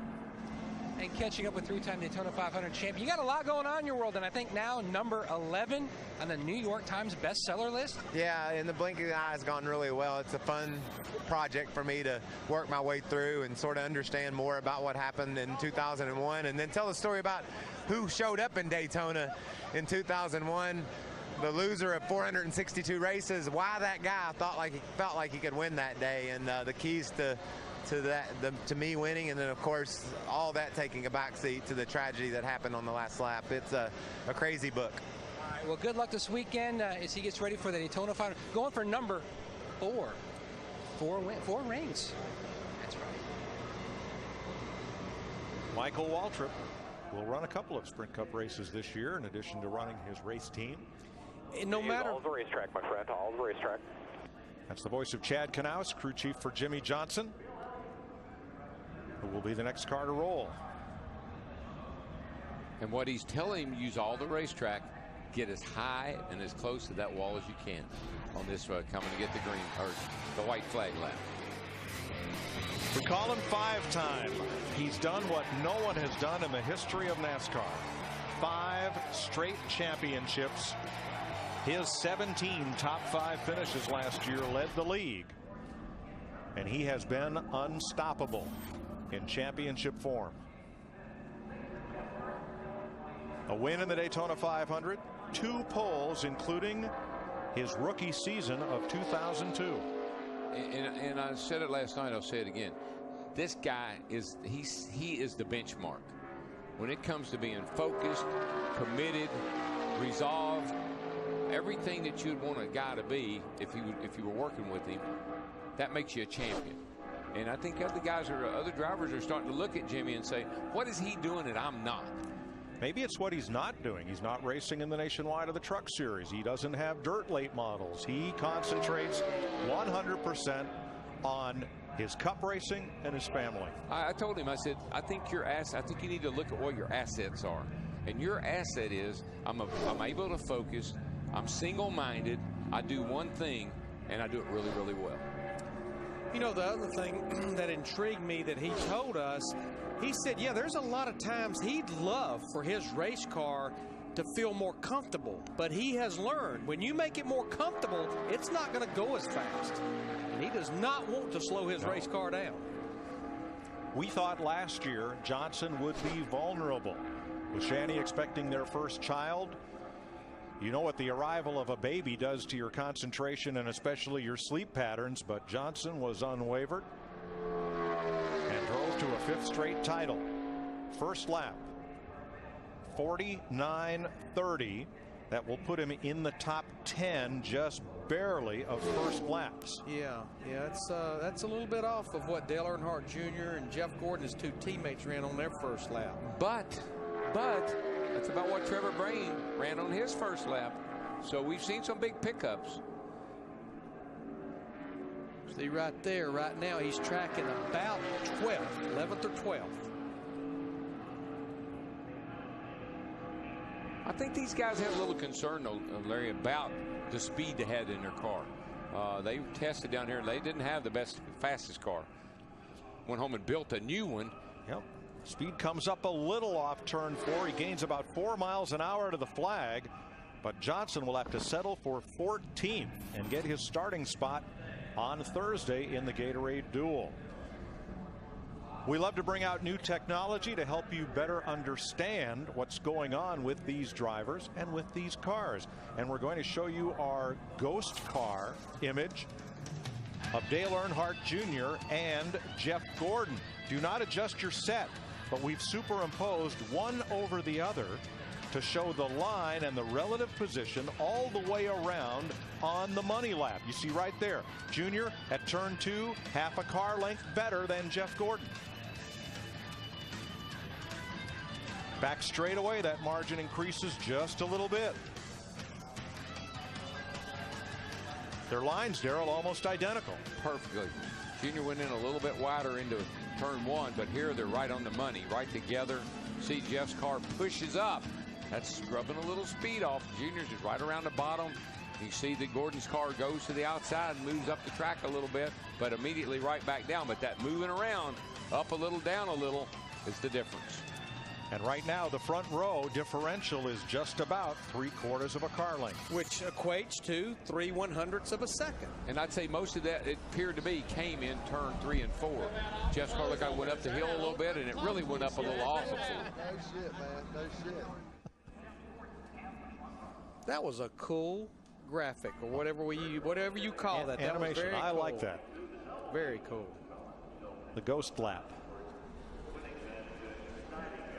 Dale Jr. currently on pole for the Daytona 500. If this holds, it would be the 3rd front row sweep for Rick Hendrick, who in 1989 had Ken Schrader and Darrell on the front row, and last year Mark Martin and Dale Jr.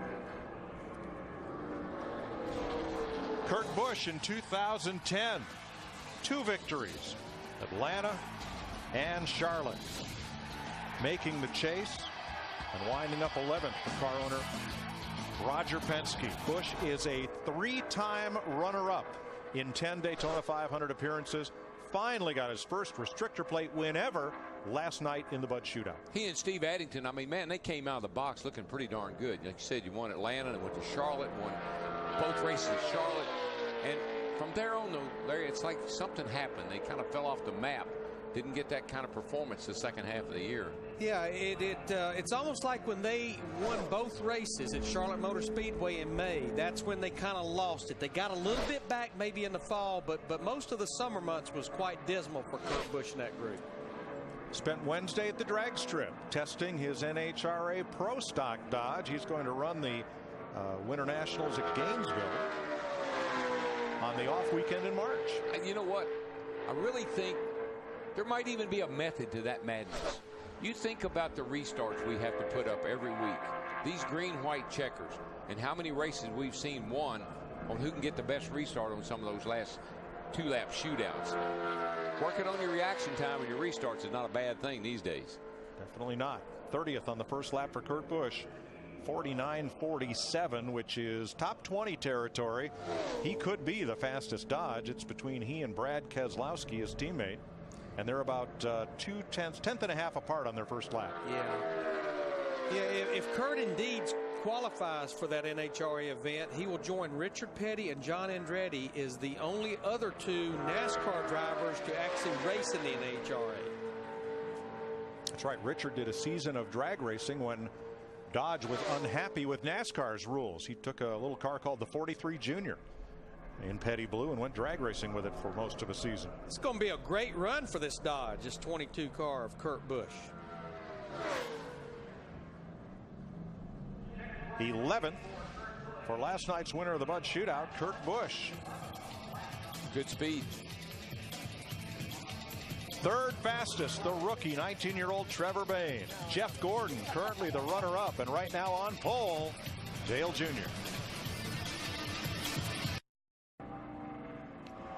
We welcome you back live to the Daytona International Speedway and pole qualifying for next Sunday's Daytona 500. You'll see it at noon Eastern here on Fox. Jeff Hammond, Chris Myers, and right now, Jeff, an impressive front row of Dale Earnhardt Jr. and Jeff Gordon, a couple of guys trying to end losing streaks. 93 races for Earnhardt Jr., 65 for Jeff Gordon, as we get a check of Robbie Gordon going around the track. And the thing was, I mean, Rick Hendrick's got to be excited about the switch he made with the crew chiefs, helping these drivers, and the drivers responding. And was that ghost car not one of the coolest things you've seen? Because I know as a former crew chief, that would help me understand where my car got beat and what I might need to work on to make it better for my driver. Because you're always wondering, where did you lose that little bit of speed that could have put you on the pole? Yeah, and how does the ghost car, how does it help fans sometimes get an understanding of how important, when you, like Darrell was talking about, taking a corner, losing it, you lose a little bit of speed if you get outside instead of hugging the line. You talk about how you turn the wheel and how the car handles and how the car yaws out. All these things are so important to a driver. And we talk about a driver, the importance of what he does behind the wheel. I think you could finally get an illustration of how Earnhardt's line and how good he was, really helped pay off for him in the end. Holding that line as tight around the racetrack as possible. As we take a look at Robbie Gordon, he currently winds up being 31st at about 182 miles an hour in that new Dodge of his. Who's the threat of those remaining to maybe knock Dale Jr. out of the top spot?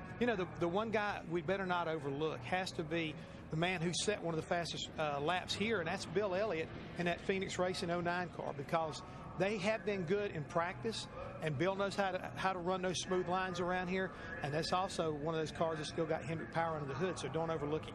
All right, and let's check in with Chris Devotis. She's with Denny Hamlin. Thanks, Chris. Yeah, and want to talk about his new business partner, Denny Hamlin, now teamed up with Michael Jordan. Turn around. Show us the Jordan logo on the fire suit. There you go. Did your business partner call you last night and talk to you about that move you made on the racetrack? No, but plenty of people on Twitter did, that's for sure. But, it's just one of those things. It's a learning experience for everyone last night. Everyone that was in that race, it was a different type of racing for sure. So for me, I might stick to my guns, say I was past them before I went below the yellow line, but the rules are you can't go down there. So for me, it wasn't worth wrecking all four cars, and more than likely that's what would have been the outcome if I had stayed on the racetrack. Thanks, Denny. And let's not forget, folks, Denny Hamlin won the Budweiser Shootout in his rookie year. He is no stranger to victory lane here at Daytona. Spoiler check going on Hamlin's car. And make sure each driver that goes out that the angle in that spoiler is the same 70 degrees. And it's got adjusters on the back there that's how they stand it up or let it down. Most times stand it up a little bit. Martin Truex Jr. won the pole for the 500 2 years ago. Last year moved over to Michael Waltrip Racing and finished 6th in the 500 in his debut for that team. That's his best Daytona finish in 11 starts. And I would say of all the drivers that made changes for 2010, this is probably one of the ones that ended up being disappointed the most. Just always seemed like Martin was at the wrong place at the wrong time, and had the crew chief over there with him, Pat Tryson, that came from Penske, and so they want to put 2010 behind them and get 2011 up and going. The silver lining in that cloud was Martin's younger brother, Ryan Truex, who also came to Michael Waltrip Racing and won NASCAR's Camping World East Championship for them. We know that Martin certainly loves the outdoors, fishing and hunting, and something that he's really taken on a huge support of is what they call Keep America Fishing, which works to keep our oceans, lakes, rivers, streams open, clean, and full of fish. First lap for Truex, 49.80.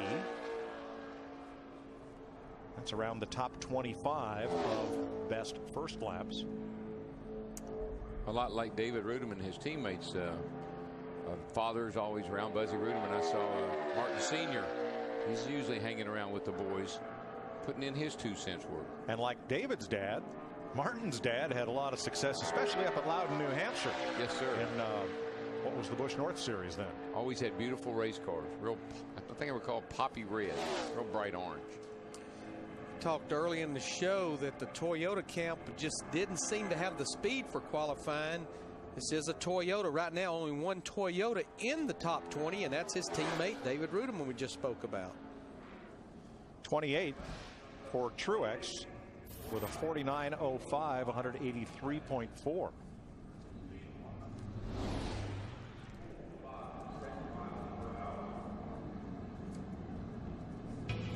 Next Sunday, America's Best compete in racing's biggest event here at the newly paved Daytona International Speedway. We expect a lot of 3-wide racing. Will they pair up? Will there be freight train drafts? You're going to have to tune in to see what we think will be the most competitive and exciting 500 in recent history. The Daytona 500 pre-race show delivered by Pizza Hut gets us going next Sunday at noon Eastern, 9 a.m. Pacific in high definition, only on Fox. Well, how competitive will it be? How about all those lead changes last night in 75 laps? Last night in the Bud Shootout, we had more lead changes in just 75 laps. The Daytona 500 is 200 laps. Half the Daytona 500s didn't have as many lead changes as we had last night. Today's aerial coverage brought to you by Goodyear, the official tire of NASCAR. Everything we've learned making tires for one of racing's most grueling proving grounds inspires what we roll into yours. Goodyear, more driven. And that's also a rarity. I don't think I've heard a soul say a word about tires. And that's a beautiful thing. It is. It really is. I know. Oh, what's this all about? Man, he's got something on his car. Trouble for Hamlin. The right front tire is headed toward the infield, right where he is. What in the world? Looks like the steering locked to the left, all the way to the left. Car owner Joe Gibbs looking on and looking for the replay. And looking rather worried as well. Now let's watch this. Now Hamlin's getting away from the grass. Now he's still on the clock. And he pulls away as a crewman looks attentively underneath the car. Now, didn't they change the engine in this car, Larry? Yes, they did. Yeah, they were going to have to start the race at the back of the dual races on Thursday.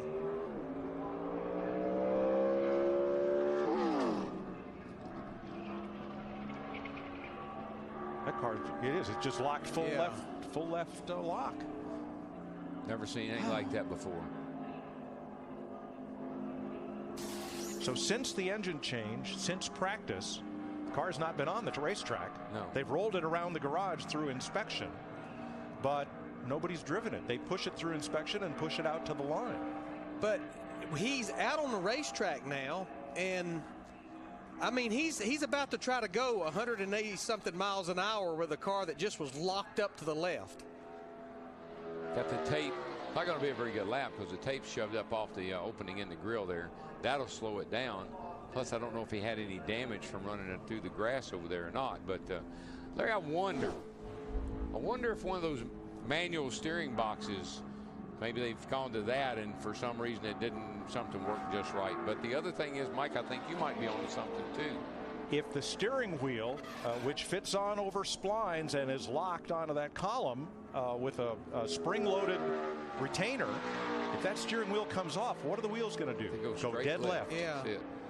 Yeah, because these steering wheels have a quick release on it to where the driver can get in and out of the race car with ease.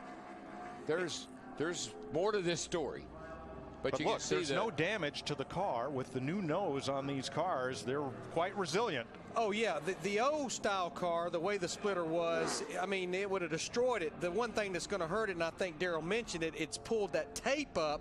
You want as much tape on that nose as you can. That really helps the straightaway speed. I think what he's really doing here, since they had an engine change, just put a couple laps on it and see if there's anything else if everything else is all right. Because I briefly mentioned it, when you change an engine per the NASCAR rule, the next race, which in the case of what we have down here would be the dual races on Thursday, you're going to have to start at the rear anyhow. I think that's all he's trying to do, get a couple laps, because they won't be back on the racetrack until practice on Wednesday.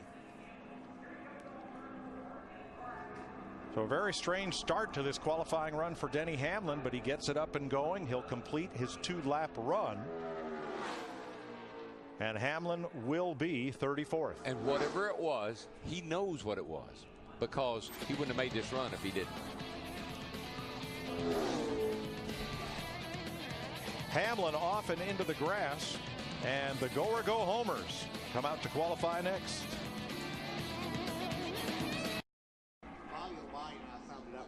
Yeah. Denny Hamlin climbs out after his qualifying lap, which would not go as intended. He ends up 34th for the moment.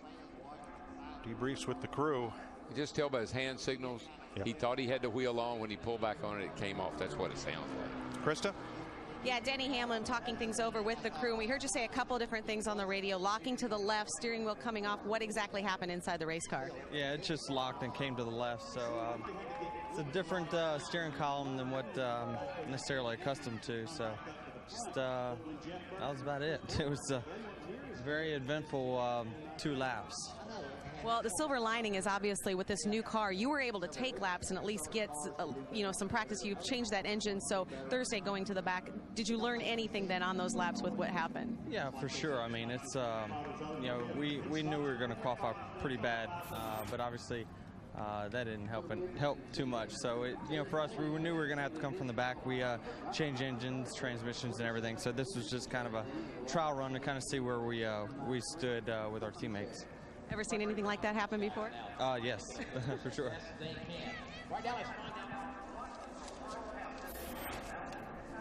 Completing his qualifying run, Dave Blaney. Blaney, former World of Outlaws sprint car star, known as a really good qualifier, and he has put Tommy Baldwin's Chevrolet into the field 22nd fastest. This begins what would normally be the go or go homers in qualifying, but because we have the Thursday races to set the field, these drivers will earn spots in their Thursday qualifying race with this qualifying run, and we know that the fastest 3 of the remaining drivers, beginning with Blaney, will be guaranteed spots in the 500, because if they don't race their way in Thursday, they can fall back on today's qualifying speed. There are 4 such slots available, but one is reserved for a past Sprint Cup champion if needed, and there are 2 drivers eligible for that, Terry Labonte and Bill Elliott. Yeah, because in the dual races on Thursday, the top 2 finishers from each duel that are part of our go or go homers, they will lock themselves into the 2011 Daytona 500. Cactus Jack's son, J.J. Yaley, both sprint car stars in their native Arizona. J.J. finished 12th in the 500 in 2007 for Joe Gibbs Racing. His best Daytona finish in 6 starts. Back in 2009, he was actually seriously injured in a USAC race, breaking 3 cervical vertebrae, and then he returned to NASCAR last February here in Daytona in the NASCAR Camping World Truck Series. 37th on the first lap for Yaley, who finished 19th here for this team last July. You know, going back to that lap that Dave Blaney ran at 48.96, I think we've got to obviously see a few more cars run, but that's a pretty good lap for one of the go-or-go-homers. We call them go-or-go-homers because these are teams who do not have top 35 car owner points from last season that would guarantee them a spot in the 500. So they've got to go or they go home. Yeah, and of course, you know, you can roll the dice back here. You can do everything feasibly possible to one of these cars, which I think a couple of guys just may try a few little things that will help their car for qualifying anyway. Yaley is 36th at a 49.73.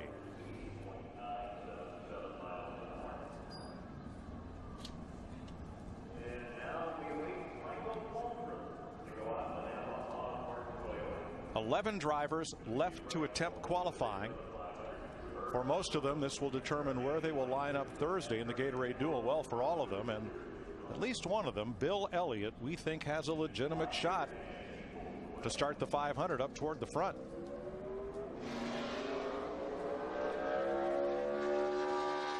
Dale Earnhardt Jr., should he win the pole, it would be his first ever restrictor plate pole at Daytona and Talladega. Found that surprising given the success he's had in race trim at these two tracks. Yeah, this is kind of shaking out the way we thought it would. The Hendrick cars, and we figured the Childress cars and Hendrick cars would be a battle between them. Looks like Hendrick's going to win this one. But it's certainly the most pleasant surprise, and I will say pleasant, would be Trevor Bayne driving for the Wood brothers, sitting up there in the third spot right now. So we know it looks like he very possibly, when we get the Gatorade Duel races on Thursday, that he's going to start from the front row of one of those races. However, he's going to have to finish up front to start the 500 up front because in the qualifying race, you've got to perform to earn that spot for Sunday, unless you're on the front row today. Today sets the fastest two to the front row for the Daytona 500. We know who's locked into race, those that have top 35 car owner points. Then we'll take the two highest finishers in each Gatorade Duel race on Thursday, add in the past champions provisional if needed, and the fastest three, or if the champions provisional is not needed, 4 drivers from today's pole qualifying. That's how the 43 car field is set. Right now, Dale Earnhardt Jr. trying to become the 36th driver in Daytona 500 history to score a pole position. Michael Waltrip started the race second in 2008. He won one of those front row spots. Two-time winner of the 500, 01 and 03. He and Tony Stewart last night did a little tap dancing. Everybody else was doing a little bump drafting. They did a little tap dancing up in turn 3 over there, and sent Michael around and tore his car up. And you know, that first win, the 2001 Daytona 500, of course, that's when his friend and his car owner, Dale Earnhardt Sr., was killed in turn 4. And Michael said the biggest thing that Dale Earnhardt Sr. gave him when he hired him was confidence, something he had never really had his entire career. See, in my opinion, that's every driver. Jamie McMurray comes to mind right away. Any driver that's kind of been beaten down or beaten up by the previous team he was on, goes somewhere and they embrace him.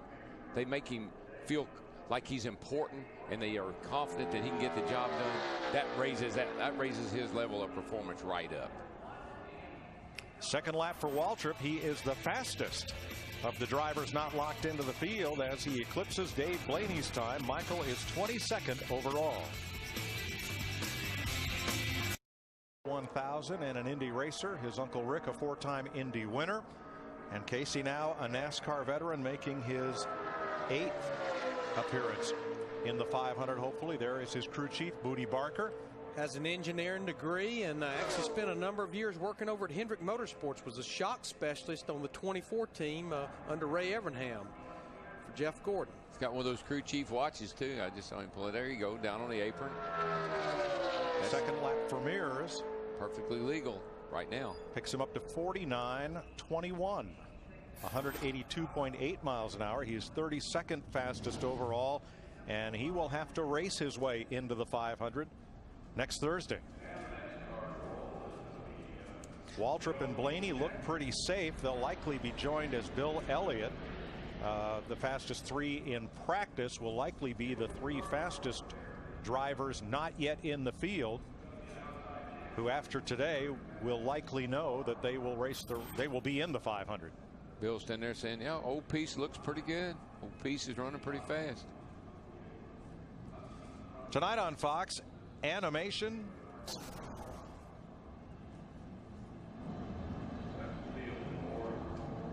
Larry, your jet landing? No, not mine. Oh. No. Okay. I have a jet. It has U.S. Airways down the side. Oh, okay. Joe Nemechek getting ready to roll. Joe has 2 cars here for the 500, his own and one that will be driven by Kevin Conway. Is that your jet, Larry? That's not it either. No, that's Hammond's. It's our director, Artie Kempner's. But that would be more my style, something with propellers on each side. No jet engines. Matter of fact, I could see Larry and Hammond just driving that thing, you know? I couldn't. Taxi it, maybe. Yeah. Joe Nemechek acquired the moniker Front Row Joe. He was quite a qualifier back in the day. However, he's never had a front row start at Daytona. His best qualifying effort here is 14th. He's driven for Hendrick, for Felix Sabates, for a variety of car owners, Bobby Ginn, and now runs his own racing operation. And Joe's 47 years old. He was our 1992 Nationwide Series champion. He started his racing career at age 13 in motocross, and over the next 6 years won over 300 races in motocross. Joe does it a lot like we used to do it years and years ago. He's not just a driver, he's a crew member. He works on the cars. He works in the shop. He and Philippe. And, you know, he's got a small operation, and they do a lot with a very few people. Joe has 10 career poles in the Sprint Cup Series, 4 wins. And he's been successful here at Daytona with 5 poles in the Nationwide Series here.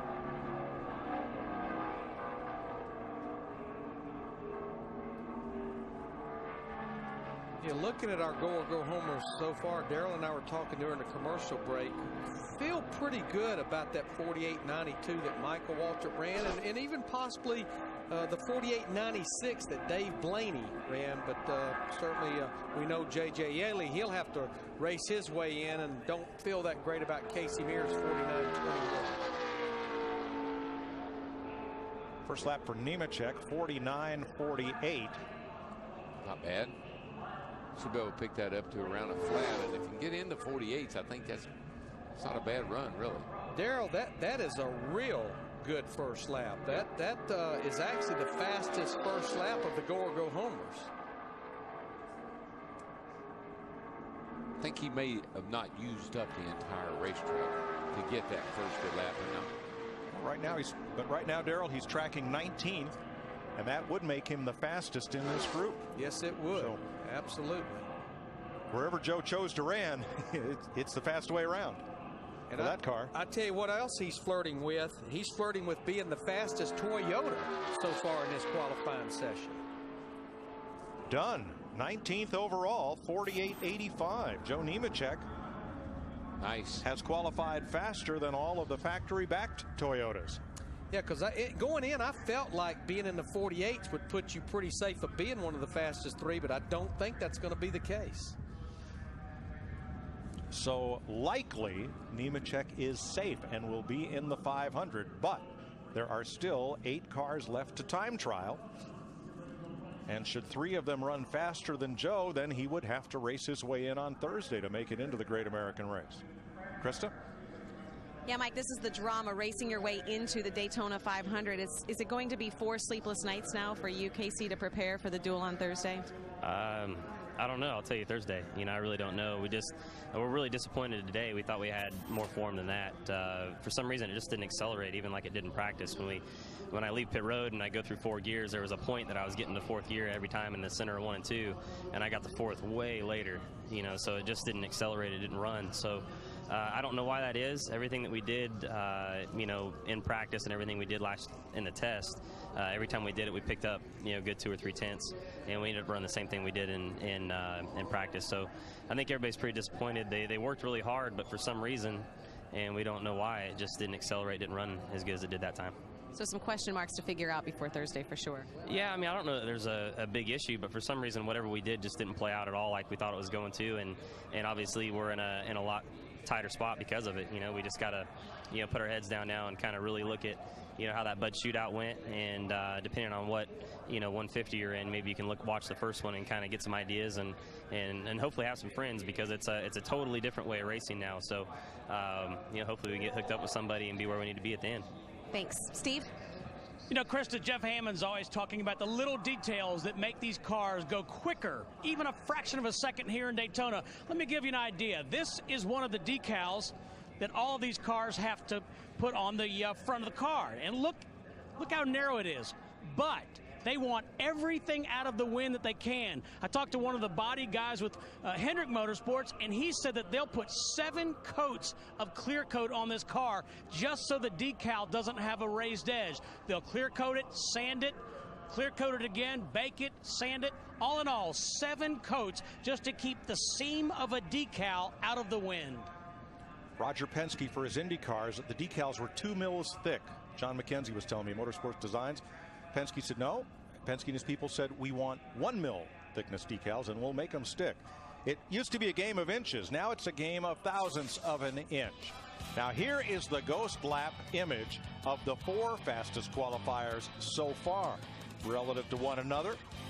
Coming off turn number 4. Different lines. Similar results. First to fourth. 17 100ths of a second. Yeah, the 88 and the 21 ran the same line, and looked like Jeff Gordon moved up a little bit. Looked like Paul Menard moved up just a little bit, just enough to hurt. Well, if the front row is going to change, this is the driver who could make it happen. Bill Elliott, a 4-time winner of the 500, a mark he shares with Cale Yarborough and Buddy Baker for the most poles ever for the 500. Bill has won NASCAR's most popular driver award 16 times. Didn't hear a lot of people say anything bad about Bill Elliott when he was racing full time. A 2-time winner of the 500, 1985 and 87. And in those 3 years, he won the pole all 3 years, 85, 6, and 7. And when with him, it was a family affair. It was his dad, George, and Ernie and his brothers and everybody. They all worked on that car. And Ernie did the engines. Dan did the transmissions. Yeah, family race team. It really was. And man, did they turn some heads, especially in 1985. And a great champion, Benny Parsons, was a manufacturer's rep for Harry Melling's oil pump company up in Michigan. Got Melling and the Elliots together, and they made history. They did. They made good music together. I know that. And he is flirting with the fastest first lap of our Go Homers. When I look right there, right on first lap, 36 quickest. That's right there in that 49.40 range. Actually, 49.28 Bill's first lap. Oh yeah, he's going to jump be a over great there. lap. Should be in the 48.70s probably. And it's all in the family for the Elliots. His son won that big pass late model race at the reopened North Wilkesboro, North Carolina Speedway last year. Yeah, and he won, I think it was Lanier here just recently. He and David Reagan have a heck of a battle, and Chase came out on top. He's 15 years old. Boy, this second lap does not look like what we'd expected. It's not moving, is it? 17. But the thing it will do, there's no question, I think it's going to safely lock him into the Daytona 500. Bill Elliott driving for James Finch, who won Talladega with Brad Keselowski. 17th for Elliott, 48.77, 184.5. He is the fastest go homer. He'll be in the Daytona 500. 7 cars to go.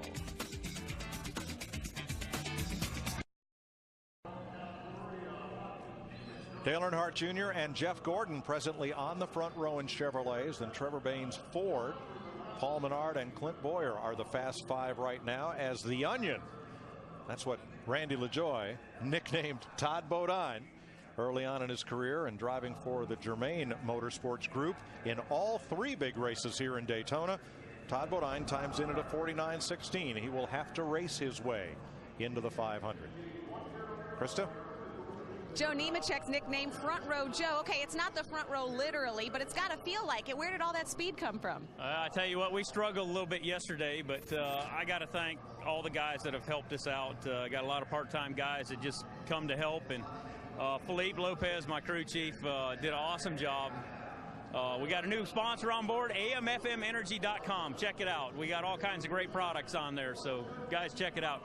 It's just great to be back here in Daytona. You know, we struggled yesterday, didn't really know what was wrong with our car, and we made a lot of adjustments last night and this morning, and I never thought it would run that fast. I was hoping it'd run a flat, and you know, you have to get what you can get, but the engine guys tuned the motor up. Triad, thank you very much, and it was a good lap, so we'll see.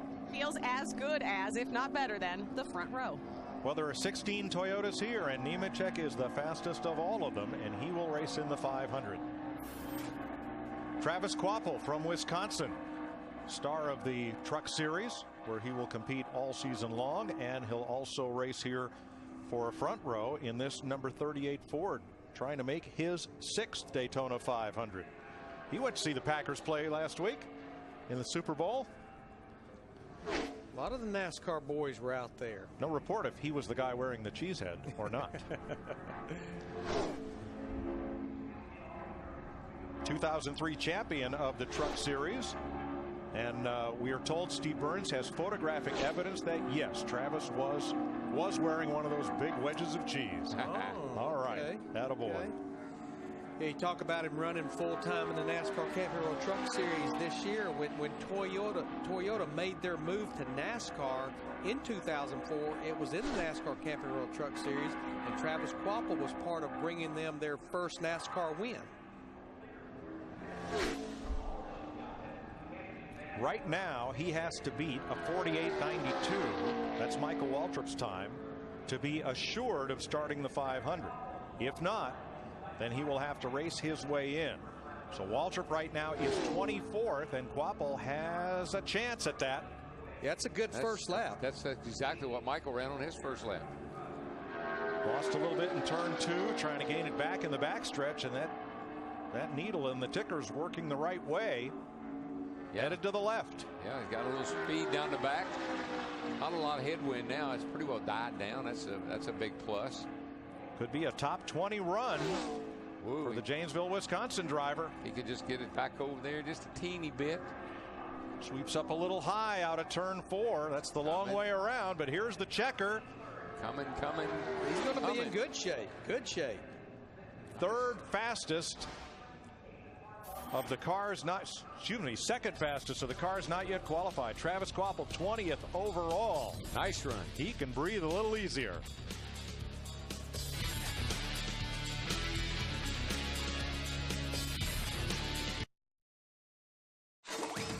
Daytona 500 qualifying on Fox is sponsored by GoDaddy.com, domains, websites, and everything in between. By Lowe's, let's build something together. And by Subway Restaurants, it's February all month. Any footlong is a $5 footlong. It is the biggest race. Start of a new season. Never know what's going to happen.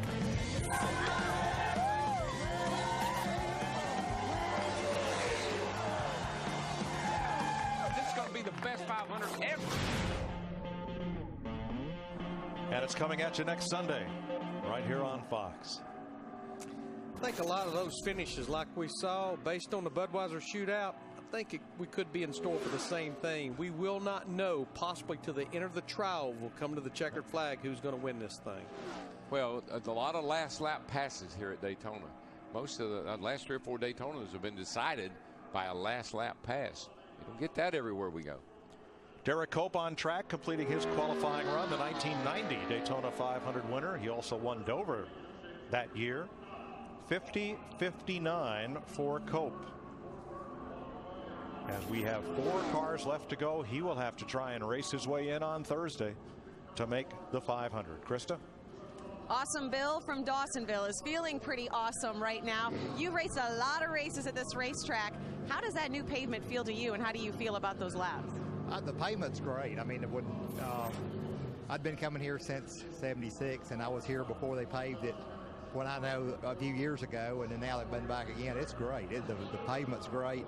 Racetrack feels good, can do, and you know, I'm just glad we turned in a good lap. I mean, you stay nervous about these deals because it don't take anything for a guy to make one mistake, you know, and then put you out of the deal. And that, I mean, that's what you got to do, is just make sure you don't make any mistakes, run as fast as you possibly can run. Because, you know, we know we're not in contention for the pole, but we need to be there, at least guaranteed one of those spots, because you never know what happens on Thursday. Even with all that experience, there's still some nerves. That's the Daytona 500.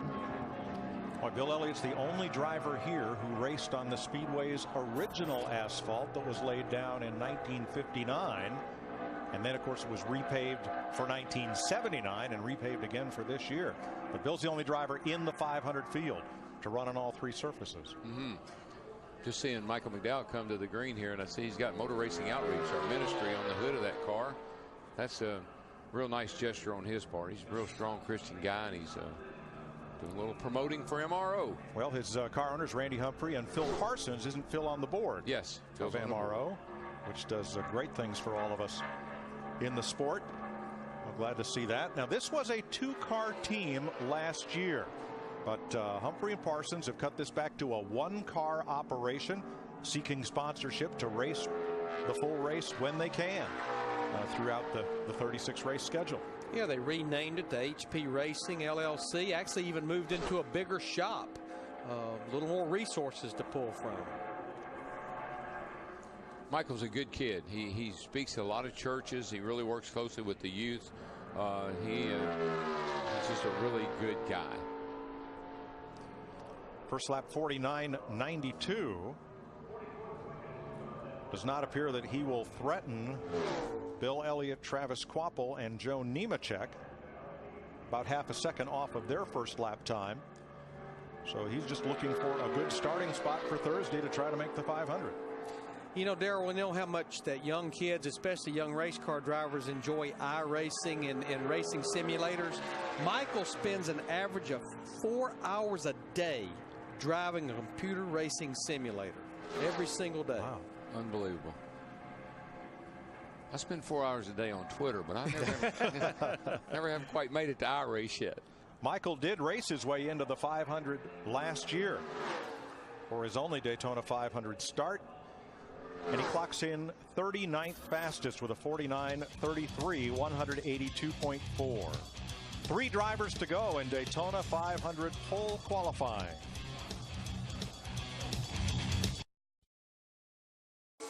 Daytona 500 qualifying on Fox is sponsored by Sprint, proud sponsor of the NASCAR Sprint Cup Series. A few cars remain here. Pole qualifying just about wrapped up for next Sunday's Daytona 500. Jeff Hammond, this is the way it looks. You know, we talk about two drivers tangoing, finding that draft partner. This is the way the front row would stand. It looks like it's going to hold up. Could those two, you know, they share a garage, teammates, could those two over 500 miles next Sunday team up and race around the track? Absolutely. I mean, that's the thing that you're looking for. We heard Jeff Gordon last night. He was complaining because he couldn't find the right person to run with until Kevin Harvick came along. He was able to partner up then. Then he kind of made a run at the front.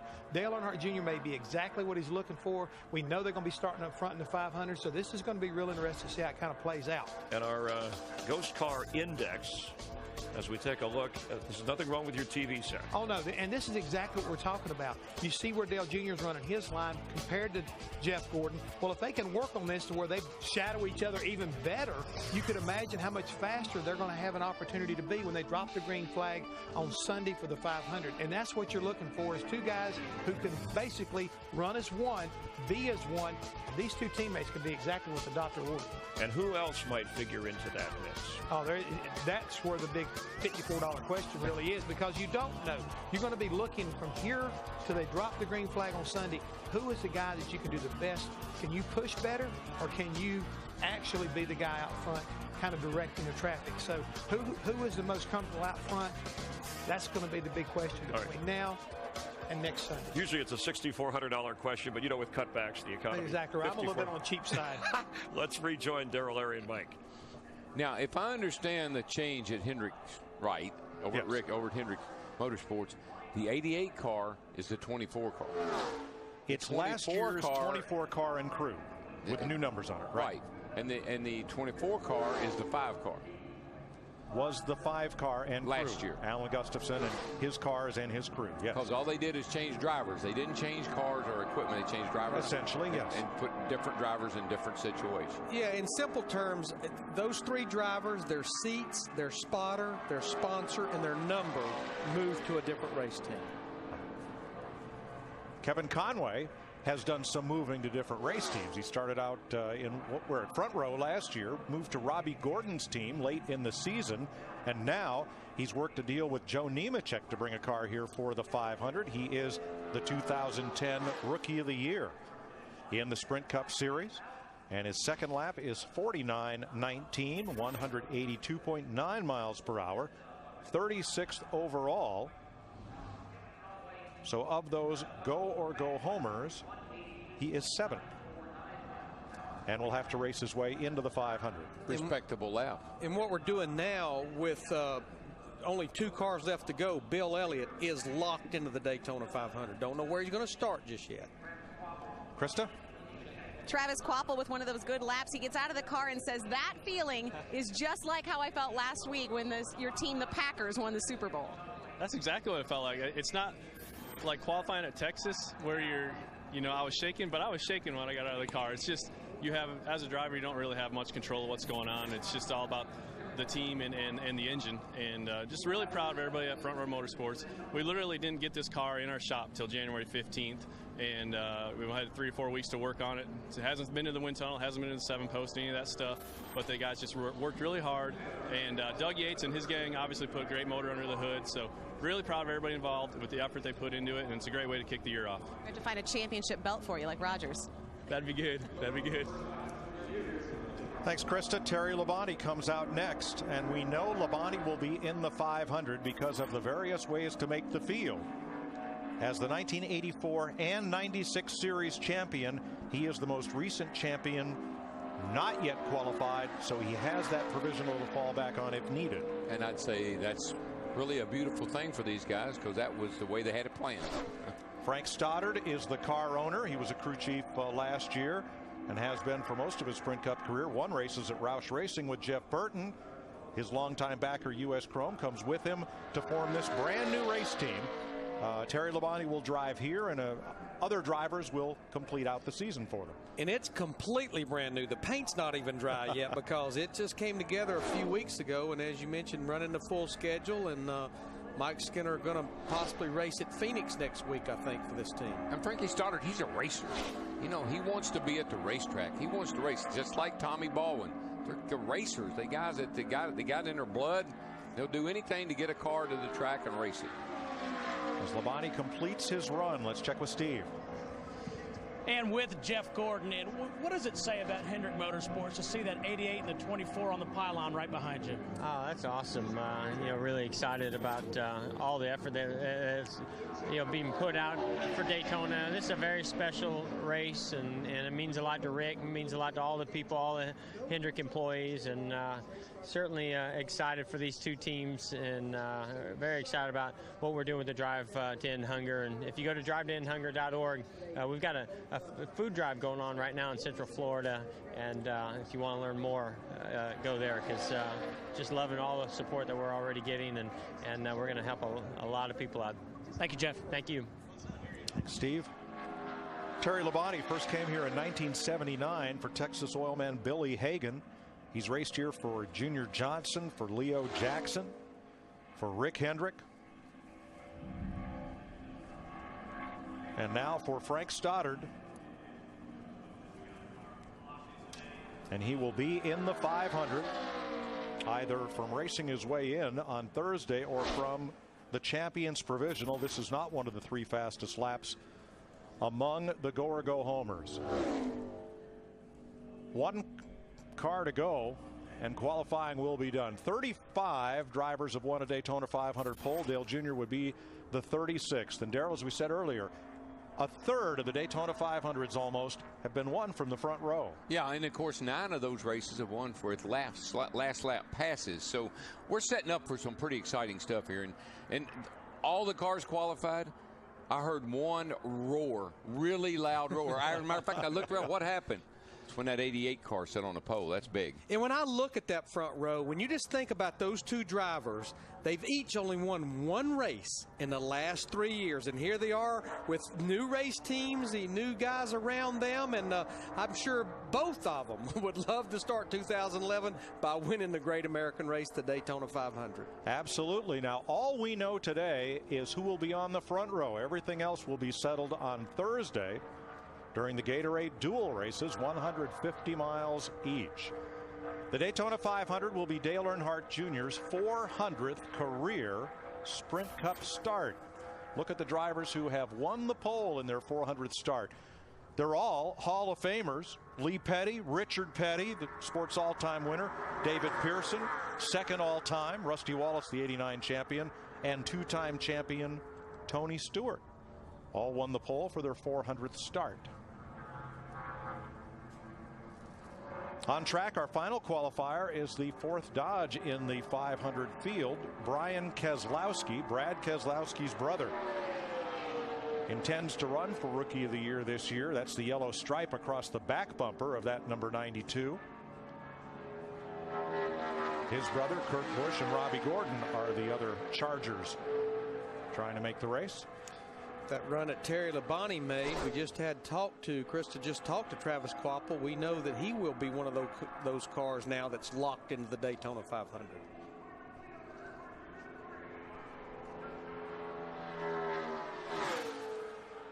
First lap for Keselowski, 51.51. And that will anchor the field.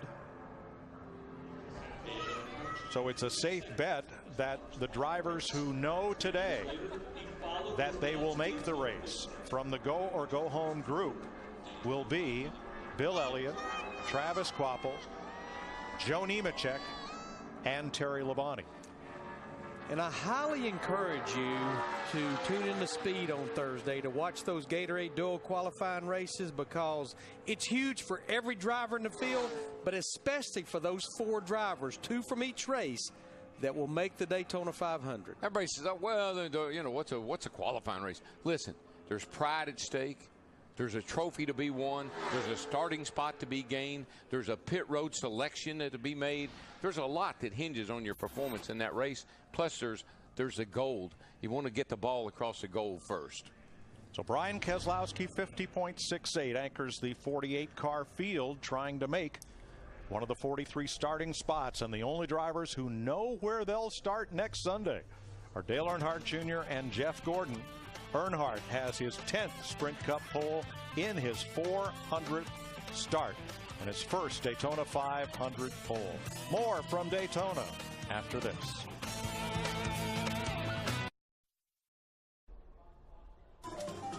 Promotional considerations provided by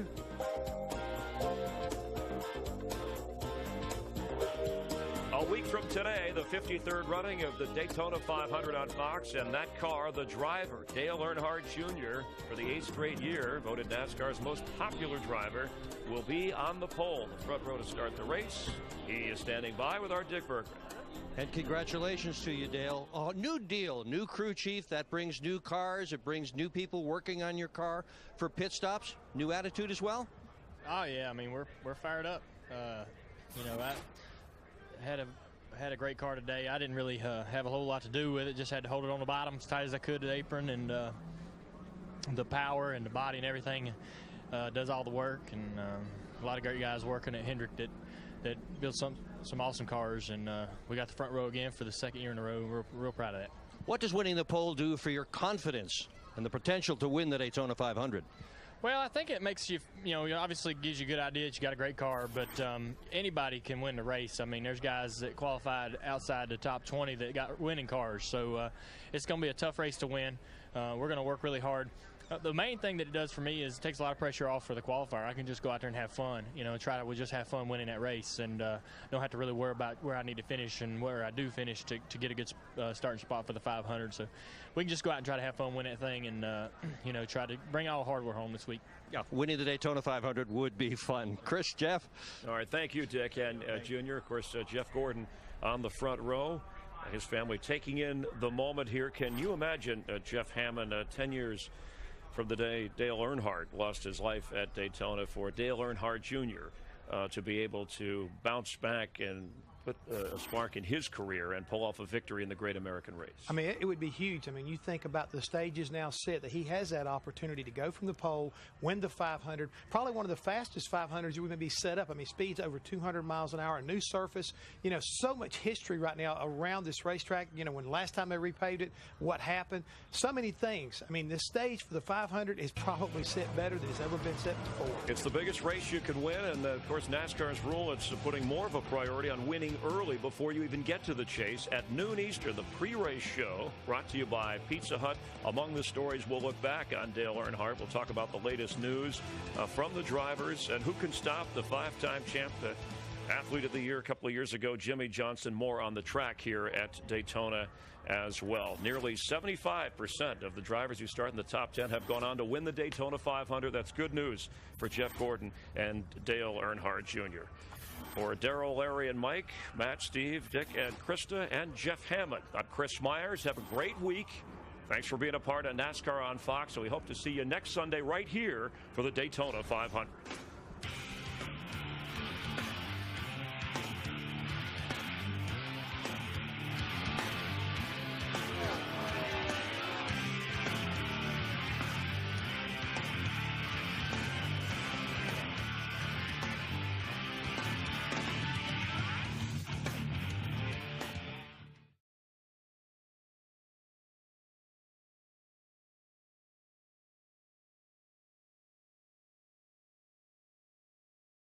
This is more than a ticket.